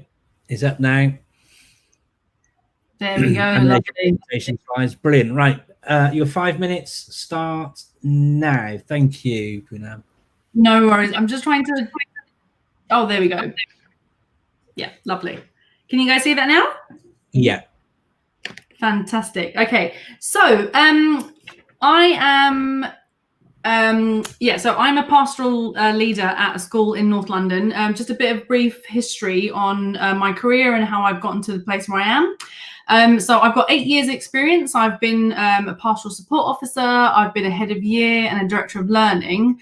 And I've done a full cycle from year 7 to 11. And I'm currently, my position is Senior Director of Learning at school in North London, and I lead on year 7 to 11. I'm also a staff governor at the school, so I sit on the Behaviour and Attitudes Personal Development Committee and also on the full governing board. And I'm currently doing my MA in Inclusive Leadership with the University of Buckinghamshire after being awarded a scholarship. So just some key characteristics of the role. I'm not going to read all of them, but the key ones for me as a pastoral leader is, number one, to be very, very organized, able to multitask, so able to manage hundreds of things at the same time. Also to be driven in this type of job, and I'm sure with the teaching roles and the non-teaching roles, everything's the same, but it's to have a sense of humor. So you have to take everything, you know, if you don't smile, you'll cry, especially at this sort of time when it's all very, very stressful and things. And, you know, as a pastoral leader, to get to the position that I am in now, I've, you know, say yes to everything, say yes to every opportunity that comes your way. And that will just help in terms of, you know, building your experiences and things. So I'll go on to talk a little bit, and I'll be quick because I know I don't have very long. Just in terms of key strategies that I've found to be very successful in my role is, number one is to be visible, especially at times like this because of COVID and things, when the year groups are bubbling and they're a little tired and the bubbles are there. So, you know, year groups, you know, need to have the presence of pastoral leaders, heads of years, to know that they're there to support, but also that they know what their expectations, the students know what the expectations are. Also, the thing that I have found that I've done quite a lot is to have open communication with students, staff, the team, but also parents. So from the very, very beginning, when I get my year groups, I share my expectations with the parents that it's a partnership, you know. As well as they're raising their children, I'm helping to raise their children. So it's working together. I also, the main thing that I like to do, and I do quite a lot of, is data scrutiny. So every time that there is a data drop, I analyze that data alongside the behavior for learning stuff. So behavior points, achievement points, attendance, punctuality. And then I work with partnership with the curriculum leaders, so the heads of departments. So where I'm analysing the data, I am, really honing in on why the students may be underachieving. Also, why, how are they doing well? So if there are students that are doing particularly well, what are they doing to support themselves? What are departments doing to support them? And how can those students possibly support the students that are not doing well? Creating study buddies, study sessions, and then having those parental meetings to really, feed back to the department areas as well, listening to the students. Why do you feel that you're underachieving? What are you worried about? What are your barriers to school and learning? Also, strategic versus operational. So, as a leader now, I lead on year 7 to 11. So I have to know when to be strategic in my role, when to lead on all the other heads of years, and also when to sort of get my hands dirty and really get involved in things. It's about what the team can do, what I can do, and what the form tutors can do. So it's really honing on everyone's experiences and getting everybody that can be involved to be involved. In that I've developed things like the behavior support plan, the emotional support plans that we use in school to really support the students, and that's used school-wide. And then the last thing that is worked for me a lot is thinking outside the box.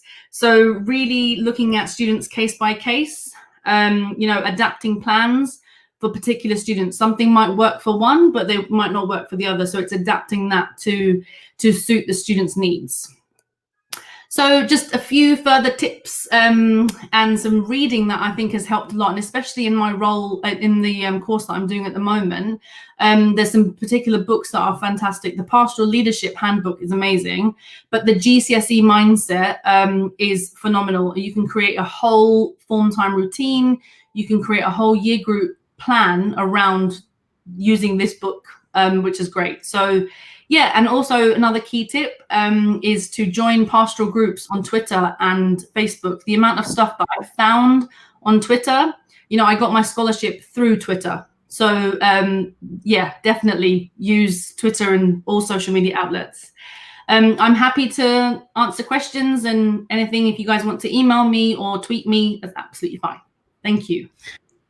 Brilliant. Some great strategies and advice there, Pina. Thank you very, very much indeed. I did grab a screenshot of that and tweet it whilst you were presenting as well. So that's there to share as well. Thank you so much for taking the time out this evening. Really appreciate it. Thank you. Okay, next up, I believe we've got Mr. Nick Ford joining us next. Nick's someone I've known for quite a few years and always speaks really sort of thoughtfully, carefully and mindfully around effective use of technology to support and enhance teaching and learning. So I'm really excited to hear from him in his presentation about the future of education and how artificial intelligence might help with that. So welcome to the stage, Nick. Lovely to have you join us and get involved this evening. Thank you so much for taking the time. That's right. I've enjoyed listening to all the other speakers, and just as Puna said, that GCSE mindset book is really, really good. Really useful for pastoral work in our school as well. So, I found the A-level mindset good as well. Yeah, we use that as well. Well, for the obviously. Brilliant. So I'll share my screen. Hopefully this will work. Yeah, brilliant. We're a little bit behind schedule, so. Yeah, anything you can do to expedite that would be great, Nick. Thanks. I will speak quickly, hopefully.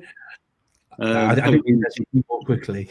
It's not normally my strength talking quickly, but I will give it a go. So, obviously, one of the things that we've all done a lot of during this pandemic is watch a lot of TV. And I suppose what got me thinking about sort of like this presentation today is just how much of my TV viewing is actually dictated by an artificial intelligence engine. So Netflix, I turn it on, I finish watching one thing and it recommends the next thing. My go-to is a 98% match. So Queen's Gambit came up, 98% match, loved it. But it also got me thinking, well, what are the things that are just hiding away just below that? That's still, 80% is still pretty good, but it maybe suggests it's slightly out of my comfort zone. And I discovered this fantastic TV program, which you can see an image of here, called Kim's Convenience. And it is it's funny, it's tender, it's really well observed, and it's centered around a Korean immigrant family in Canada. So it's a Canadian comedy. It's absolutely superb. And I believe that artificial intelligence that pushed me slightly out of my comfort zone is absolutely ideal for education. And I suppose that's what got me thinking. It got me thinking a few years back, really, alongside my headmaster, about actually how can we harness that in education. So we started looking around for products that would do it, and we came across this product. It's called Sentry. That is their website. I don't work for them, I should point out. We just use it in the school. And what it does is it actually identifies what students' strengths and weaknesses are. So the more that students use it, the more data that goes in. Same as in Netflix, the more that you watch, the more it can make recommendations for you that's personalized to you. So I'll show you a quick login screen for this is what I see when I go in if I was a student. And I can see here that actually it's giving me a diagnostic. I take the diagnostic assessment, and then from there it'll recognize gaps. So it'll then tell me that I can see gaps here, around spotting patterns, and it'll recommend that I do those. When the student goes on to look at it, it has a little video which they can watch, which then teaches them that content in a short bite-size size. So it's quite easily consumed by the students.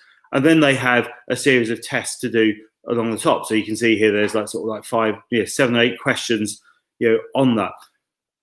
So we decided to launch this very much with the point of view that actually, that if a computer can successfully predict the type of TV program I'd like, a computer can successfully identify the gaps in learning amongst our students. And it does a fantastic job at doing so. Mm.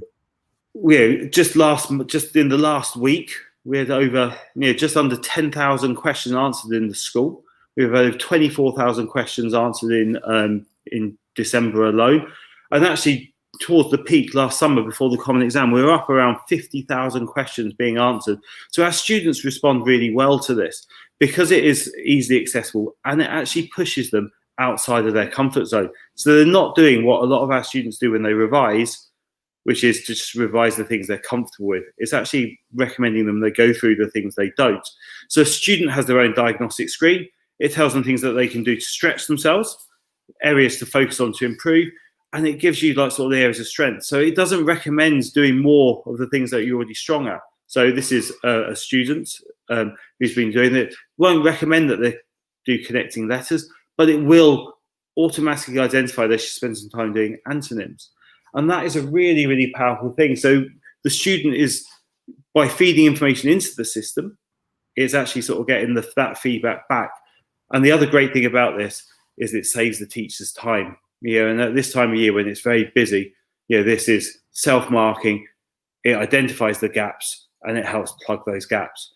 And as you can see, we've had a decent amount of usage. Over this is in the current academic year, we're approaching 60,000 questions answered across those 3 core subjects. It's been a great tool for us at Bolton School. The students have gained a lot from it, and it just shows that artificial intelligence has a really, really key role to play, I think. And I think we can expect to see more companies and more products starting to use this kind of technology in order to aid learning and actually help identify and plug gaps in students' knowledge. And I will stop there because I said that I'll try to speed up. And I've sped up.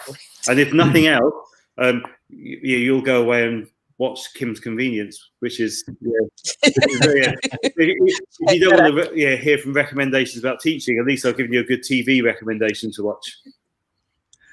No, I'll check that out. And I think I've loved the link with the AI though, because I think that some people have maybe some concerns, but the fact that it can actually help push the students learning out of their comfort zone, which is really good, as well as saving time as well, which we all, we talk about workload and things like that. It's really powerful. So thank you for sharing that, Nick. Okay, not a problem. Thank you very much. We're definitely on the same page when it comes to Century. You and I, Nick, and say a big fan, and so thank you for sharing. You're back again. Thank you for sharing about that. It's something I'm a big advocate for as well. So thank you for sharing tonight, Nick, and Merry Christmas, and hope we catch up soon. Yes, indeed. One day. See you soon. Take care. Bye-bye. Thank you. Right, good summary. Whew. Just take a breath. Whew. Yeah, and for everyone who's still with us, amazing. I have to say, the time has flown. We're now, I just need to double check so very quickly. I think that unfortunately Mr. Grimes has had a little bit of a technical issue and so isn't able to join us for his presentation, which I think then means that we have Mr. Cardiff and Vale College himself, teacher Nudge Yusuf Ibrahim, sharing about engaging learners online. And I know he's got a lot of experience of this, not just learners who are the students at Cardiff and Vale College, but learners who are his colleagues as well. I'm sure he'll be mentioning things about the Cardiff and Vale College EdFest and whatnot. So welcome, Yusuf. How are you doing? Yeah, doing very well. Pleasure to be here. Pleasure to see you again. It's been great working with you in the past, Buki and Mark. It's been, what a year 2020 has been, and let's see what we can learn from it and take it to 2021. Absolutely. Yeah, absolutely. Over to you, Yusuf. Okay, so I will try and make sure I keep this in the timings. As I'm sharing this right now, hopefully this works. I'm going to share application window. So let's go to that first and to get this up and running. So I hope this is sharing now. Just let me know if there are any problems. And I'm going to play from the beginning. Okay, so that's all okay, I'm hoping.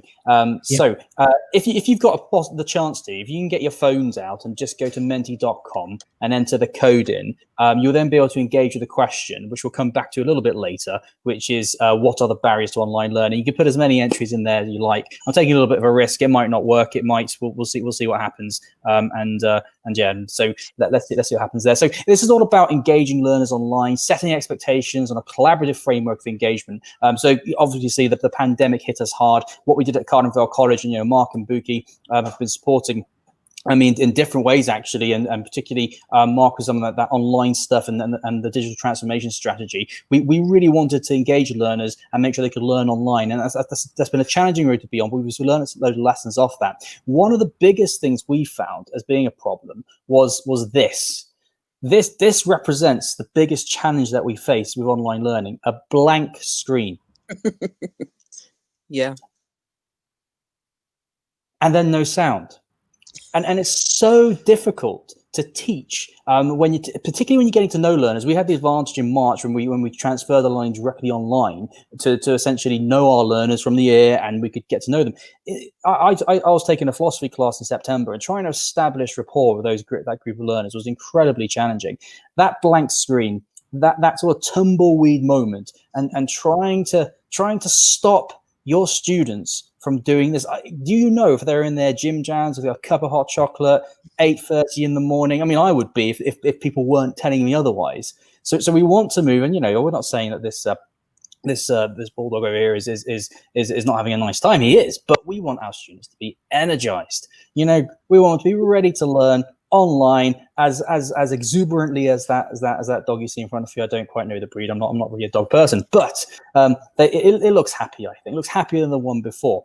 So what we need to think about are what are the barriers, and risk has been taken, and alas, the risk has paid off. So we've got a few things coming up here. Just keep adding those and building the word cloud, and it's great to see those contributions building as we're talking. I hope is this coming through on the presentation? I hope it is. It's really, it is. Yeah.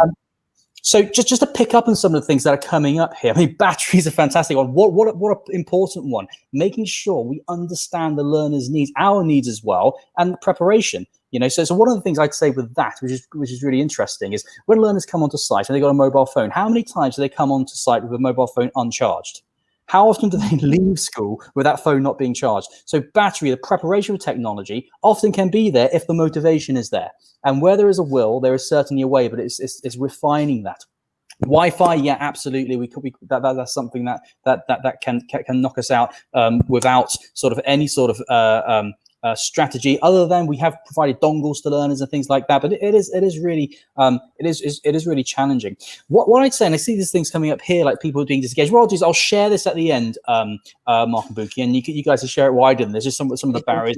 They can look at this a bit later. Happy to do that. But absolutely, all these things that are coming up are absolutely key. Screen weariness. We have to think about that fatigue. So one of the things I'd suggest about that is we don't want learners to be looking at their screen for the entire time. That sort of chalk and talk approach to online learning, it will generate screen fatigue. So I could speak for a long time on this. I'm happy to come back again with some of these these themes here. But just to give you a bit of a taste of what we've done, so having learnt from the lessons from March to July, we had the Online Ed Fest. And even then, from September to November, we basically put on a reflective piece where we wanted learners and us to have some teeth, something to hold ourselves to account, but also learners to account. So what I'm going to share with you is a bit of a charter. Learners, you are going to, and staff, we will. And really, this is to bring staff on board with us as well as learners as well. It's a collaborative process. We're not going to learn online through some sort of diktat. There has to be a process where we're combining together. So respect. We want you to respect the learning environment. And by respecting the learning environment, we will work with you to become confident learners in an online world. You need to be more confident. Our interviews are going to take place online now. Our presentations like this are going to take place online now. It's important that we respect the online learning environment. We need to be fully prepared as well, including the battery, right? We got to be fully prepared for online learning. And what we will do as staff is we'll design a range of activities to support your learning. We're not just going to have you listening to me for 45 minutes and you taking notes or just having to listen for that entire time. Clearly here, set your expectations high. We want your camera on, we want your headphones in and mic off unless you're contributing, because we want to monitor your engagement and your well-being during online lessons. It's very important we establish that rapport and we get away from that blank screen that we see. And we want you to engage with the content of the lesson. If you engage with the content of the lesson, we're going to provide you feedback on your progress. And finally, because my time is coming up, communicate any barriers to online learning. So let us know what those barriers are, and we will seek, can't promise, but we'll seek to resolve those barriers. And this has really helped. It's helped staff understand what we want, but more importantly, it's helped learners understand what the expectations are. What a fast-moving world it is. I've run over time. But if you do want to connect with me, just let me know if you wanted to expand on any of those things anymore. And obviously, Buki and Mark, happy to continue this another time. But thank you very much indeed. Thank you, Yusuf. That's really speedy. Thank you so much. It's really good. Good summary. Yeah, and I've seen him at the college myself as well. It's such a great college, and he won't sort of broadcast this and shout loud about it. I mean, they've won so many awards. Even this last year, I think it was FE College of the Year for use of technology. So amazing things happening out there. So brilliant stuff, and thank you so much for sharing. We'll have to get you back on to talk more about it, Yusuf. And the great work you and James and Hannah and the team are all doing at the college. Right, we're almost at the end of our Teach Meet this evening. Next up, we have as our final guest somebody who was down to join us a little bit earlier, but I think actually, given his presentation in our session just before we went off for the summer break, Buki, you'll remember Ed presented really well and shared and sang a little bit. I can see him holding what I think is a ukulele in the green room. So I think we're in for a bit of a. He's holding it up yet. Oh yeah, I see it. I see it. Yeah. So please give a lovely TeachMeet UKEduStories welcome to our final guest for the evening, Mr. Ed Finch, whose microphone is currently off, but I'm sure he's going to turn it back on. There we go. Like magic. You're on. Oh, off. There you go. You're on. Am I on? Can you hear me? Yeah. Hello, everybody. I'm sorry I'm late. I was meant to be on earlier, but my webcam wasn't cooperating. But it's lovely to be on. Thank you for having me. Great to see you. Glad to make it. You've been on live for 3 hours and 21 minutes. You must be needing a break. It's a big ask at the end of this, the longest term in history. The term, which, as far as I'm aware, has started in January. Well done, you guys, for keeping up. You've had a great evening, haven't you? Had some terrific. Been really good. Yeah. So you're going to share about telling stories, Ed. So rather than keep that short, and then I'll sing you a song. There's my plan. Yeah, go for it. I'll tell you, I will keep it short because I've heard such great things being said about stories. And the evening is about Eddie's stories, isn't it? And stories drive education in such a profound way. And it's been lovely in these last few years to get that said by people who get listened to. So Daniel Willingham said in his book, didn't he, that human beings naturally favour narrative, they naturally favour stories, which some of us have been saying for years, but it gave us the nod to say it a bit louder and to be heard maybe. Kieran was talking about it earlier. She had that Philip Pullman quote. She said, that humans, Jonathan Gottschall's phrase, humans are the storytelling animal. That's how we order knowledge. That's how we order experience. That's how we make sense of it all. That's how we get through our lives, by telling stories about it. And I think we're nervous about that. Some of us in our classrooms, some people will think, well, storytelling is the job of the literacy teacher or maybe the drama teacher. But it's what all of us do, whether we're teaching IT or whether we're teaching geography or humanities. We are telling stories. We're putting the narrative into the children's head. It is the ultimate schema. It's the way that we get things stuck together. So the only thing I wanted to say over above what Howell said about curriculum, about telling a story that connects to people. Who are the people? Where are they? What's the problem? This is all about creating narrative. So Howell was talking about, and Kieran was talking about it, and I don't think I need to say a lot more, except for to say we really need to investigate how those stories land with our audience. This year I've got a year 4 class, and stories are so powerful that if I tell stories that aren't very well stories, or stories that make assumptions, or stories that rest upon stereotypes, then I can get into really dangerous ground really quickly without any intention of doing so. I'll give you an example. I often tell the story of the 3 wishes, which I won't tell you now. I'll tell you some other time if you like. I always used to tell it as in a house in the forest lived a little old man and a little old lady. And in this story, the lady is a scold, and the man goes out and cuts the wood and comes back every day, and she's not grateful for the work he does. And I caught myself on that. I said, you can't be doing that. It may be that there's a mum at home who cooks and cleans, a dad who brings home the bacon. It may well be the other way around, or it may be that both are unemployed. This is not a helpful assumption. I now tell the stories in a house in the forest lived 2 little old men. It makes no difference to how the story works. So thinking before you land stories, whether you're in geography, whether you're in history, whether you're in any subject, what's the underlying message? What's the underlying assumption? Can I twist that to make it a healthier message? It's really important. The other bit I wanted to say about telling stories is really knowing the bones of the story, by which I mean the underlying structure. If you're not great at telling stories, or you haven't thought about it, or you haven't had a lot of practice at it, you tend to go to and then this happened, and then that happened, and then the next thing happened, and the other thing. And this kills stories. It's not really how they work. Stories work by a set of really crystalline images. So you think about a story as a necklace or a chain of jewels. Polish up the jewels and let the chain take care of itself. And I wanted to illustrate this. This was my plan by singing you a song. Is that all right? Have I got time to sing you a song? I think it'd be a lovely way to sort of finish things up this evening, Ed. Yeah, go for it. Of course, yes. Christmas time. I don't know about you. Maybe you are. Maybe your decorations in the classrooms and cutting out snowflakes and singing. Maybe you love Christmas, or maybe like me, it's got a lot of melancholy associations with it. Maybe Christmas has not always been an easy time of year for you. I love those Christmas songs, which really delve into the melancholy of it. And one of my favourite Christmas songs of all time is. I think they didn't think it was a Christmas song, but it's the Pretenders' 2,000 Miles. It mentions Christmas, and it's about a Christmas without somebody. But just listen to how Chrissie Hynde, who wrote it, how she creates the story as a string of jewels, which are connected only loosely, but together tell a really powerful story.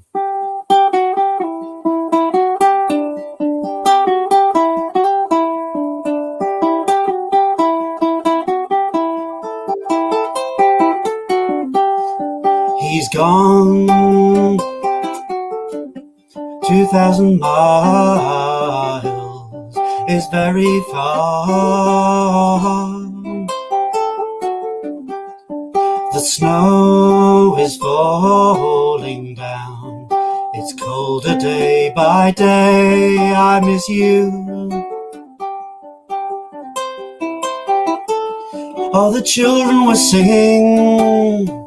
He'll be back at Christmas time.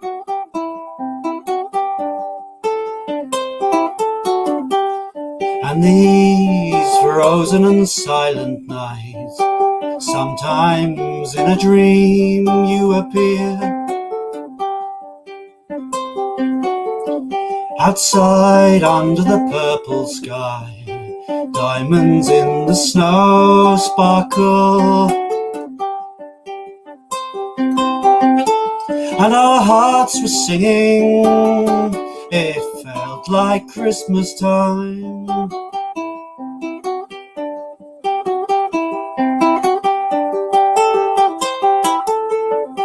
"2,000 miles is very far through the snow. I'll think of you wherever you go." He's gone. 2,000 miles is very far. The snow is falling down. It's colder day by day. I miss you. I can hear people singing, so it must be Christmas time. I can hear the people singing, and it must be Christmas time.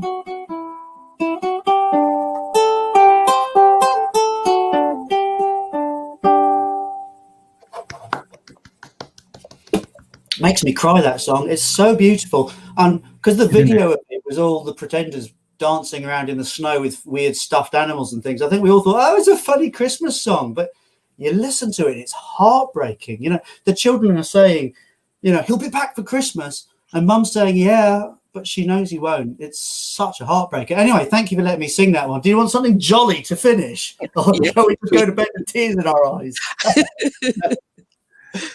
Yeah, absolutely. While I've got you as well, I don't know if you had plans. Do you want me to try to drop your name into the prize draw that we're going to do in just a second as well? I think it's in, mate. You're in the list. I got you. Sorry, you're already there. Yeah, sorry. I don't know what you've got, but I want it.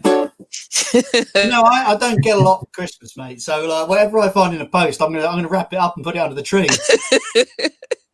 My little pack of Sharpie, you're going to go in on a treats. Nice. Come on. I'm joking. Should we just, with that in mind, actually, should we just do the prize draw quickly, Bookie, and then have a little sing-song to play us out at the end? Do that. Come on. Brilliant stuff. Okay, cool. So there are 3 prizes available. The sort of top prize, as it were, is a £50 Amazon voucher from our sponsors, Classroom.cloud. Nice. And the second place prize is a coaching session with my lovely co-host, Bookie Youssef. And the third prize is a similar session, albeit more like EdTech coaching, a bit of support for you in the classroom. With some ideas around teaching and learning with technology, or if you wanted something different instead, perhaps a little twilight with me in your school for an hour or so after school one day. So with that in mind, I'm just going to do that thing which everyone has been trying to do all evening, which is share their screen. Here we go. There's the wheel spinner, and let's do it in reverse order. So the person who wins this one will get the session with me, and so the winner there is ding ding ding ding ding ding ding. Very good. Well, that's Corrine Latham from Seaview Primary. We'll have to catch up and sort that out. Brilliant stuff. Well done, Corrine. I'll remove you from the list there. Next up for the prize for some coaching with Bookie is Saliha Patel. I've got to handle as well. Sally her.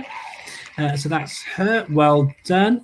And then finally, the big, it's not a cash prize, but a big prize for from our sponsors, Classroom.cloud, is nearly David and Travis. It's Melanie Riley, Rockchip 1963. Brilliant stuff. Well done, Melanie. So I've got everyone's names all stored nicely in my little spreadsheet as well. So we'll be in touch about sorting those prizes out. Well done to all of you there. And then to play us out for the end of the show this evening, we have Mr. N. Finch.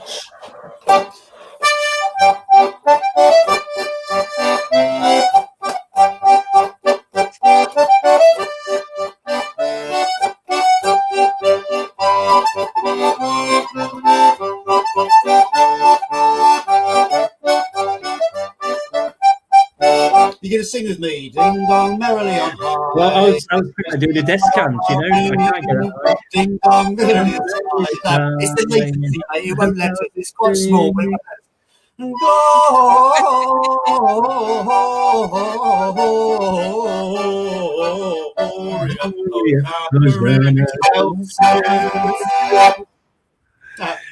stuff. Thank you so much, Ed. Thank you. Singing, yeah, is definitely not my forte. Never was, never will be. I'm equally bemused anyway. But Ed, thank you so much. Thank you. Thank you for having me. I loved it. Thank you for joining us. Really appreciate it. Well, that's a wrap. Thank you so very much indeed to everyone who's attended. Thank you so much to everyone who shared on screen. And again, as Bookie and I have said, thank you so much to Classroom.Cloud, in particular Katie Hall, who has been, and she's still here now in the background. I don't think she'll want to come on stage, as it were, herself, but just a huge thanks again to her for making all of this possible. She's coordinated so much behind the scenes. And as the video said at the beginning, we couldn't have done this without her help and support. Absolutely. So thank you so much, Katie. Thank you. Over to you to finish off, Bookie. Okay, so this wonderful TeachMeet, again, thanks to everyone who's actually joined, as Marcus said, for our audience and our subscribers as well. Thank you so much again. And every single presenter, it's been fantastic and great. And it just reflects the quality of the educators we have working within the UK. This is the last episode for this term, but we'll be back again in January. So on that note, we hope you have a wonderful Christmas break, if you celebrate Christmas or not. Let's hope 2021 brings us some more positivity and cheer. But no matter how you decide to spend Christmas, if you celebrate Christmas or not, have a safe time. And we look forward to seeing you all back again in January. So take care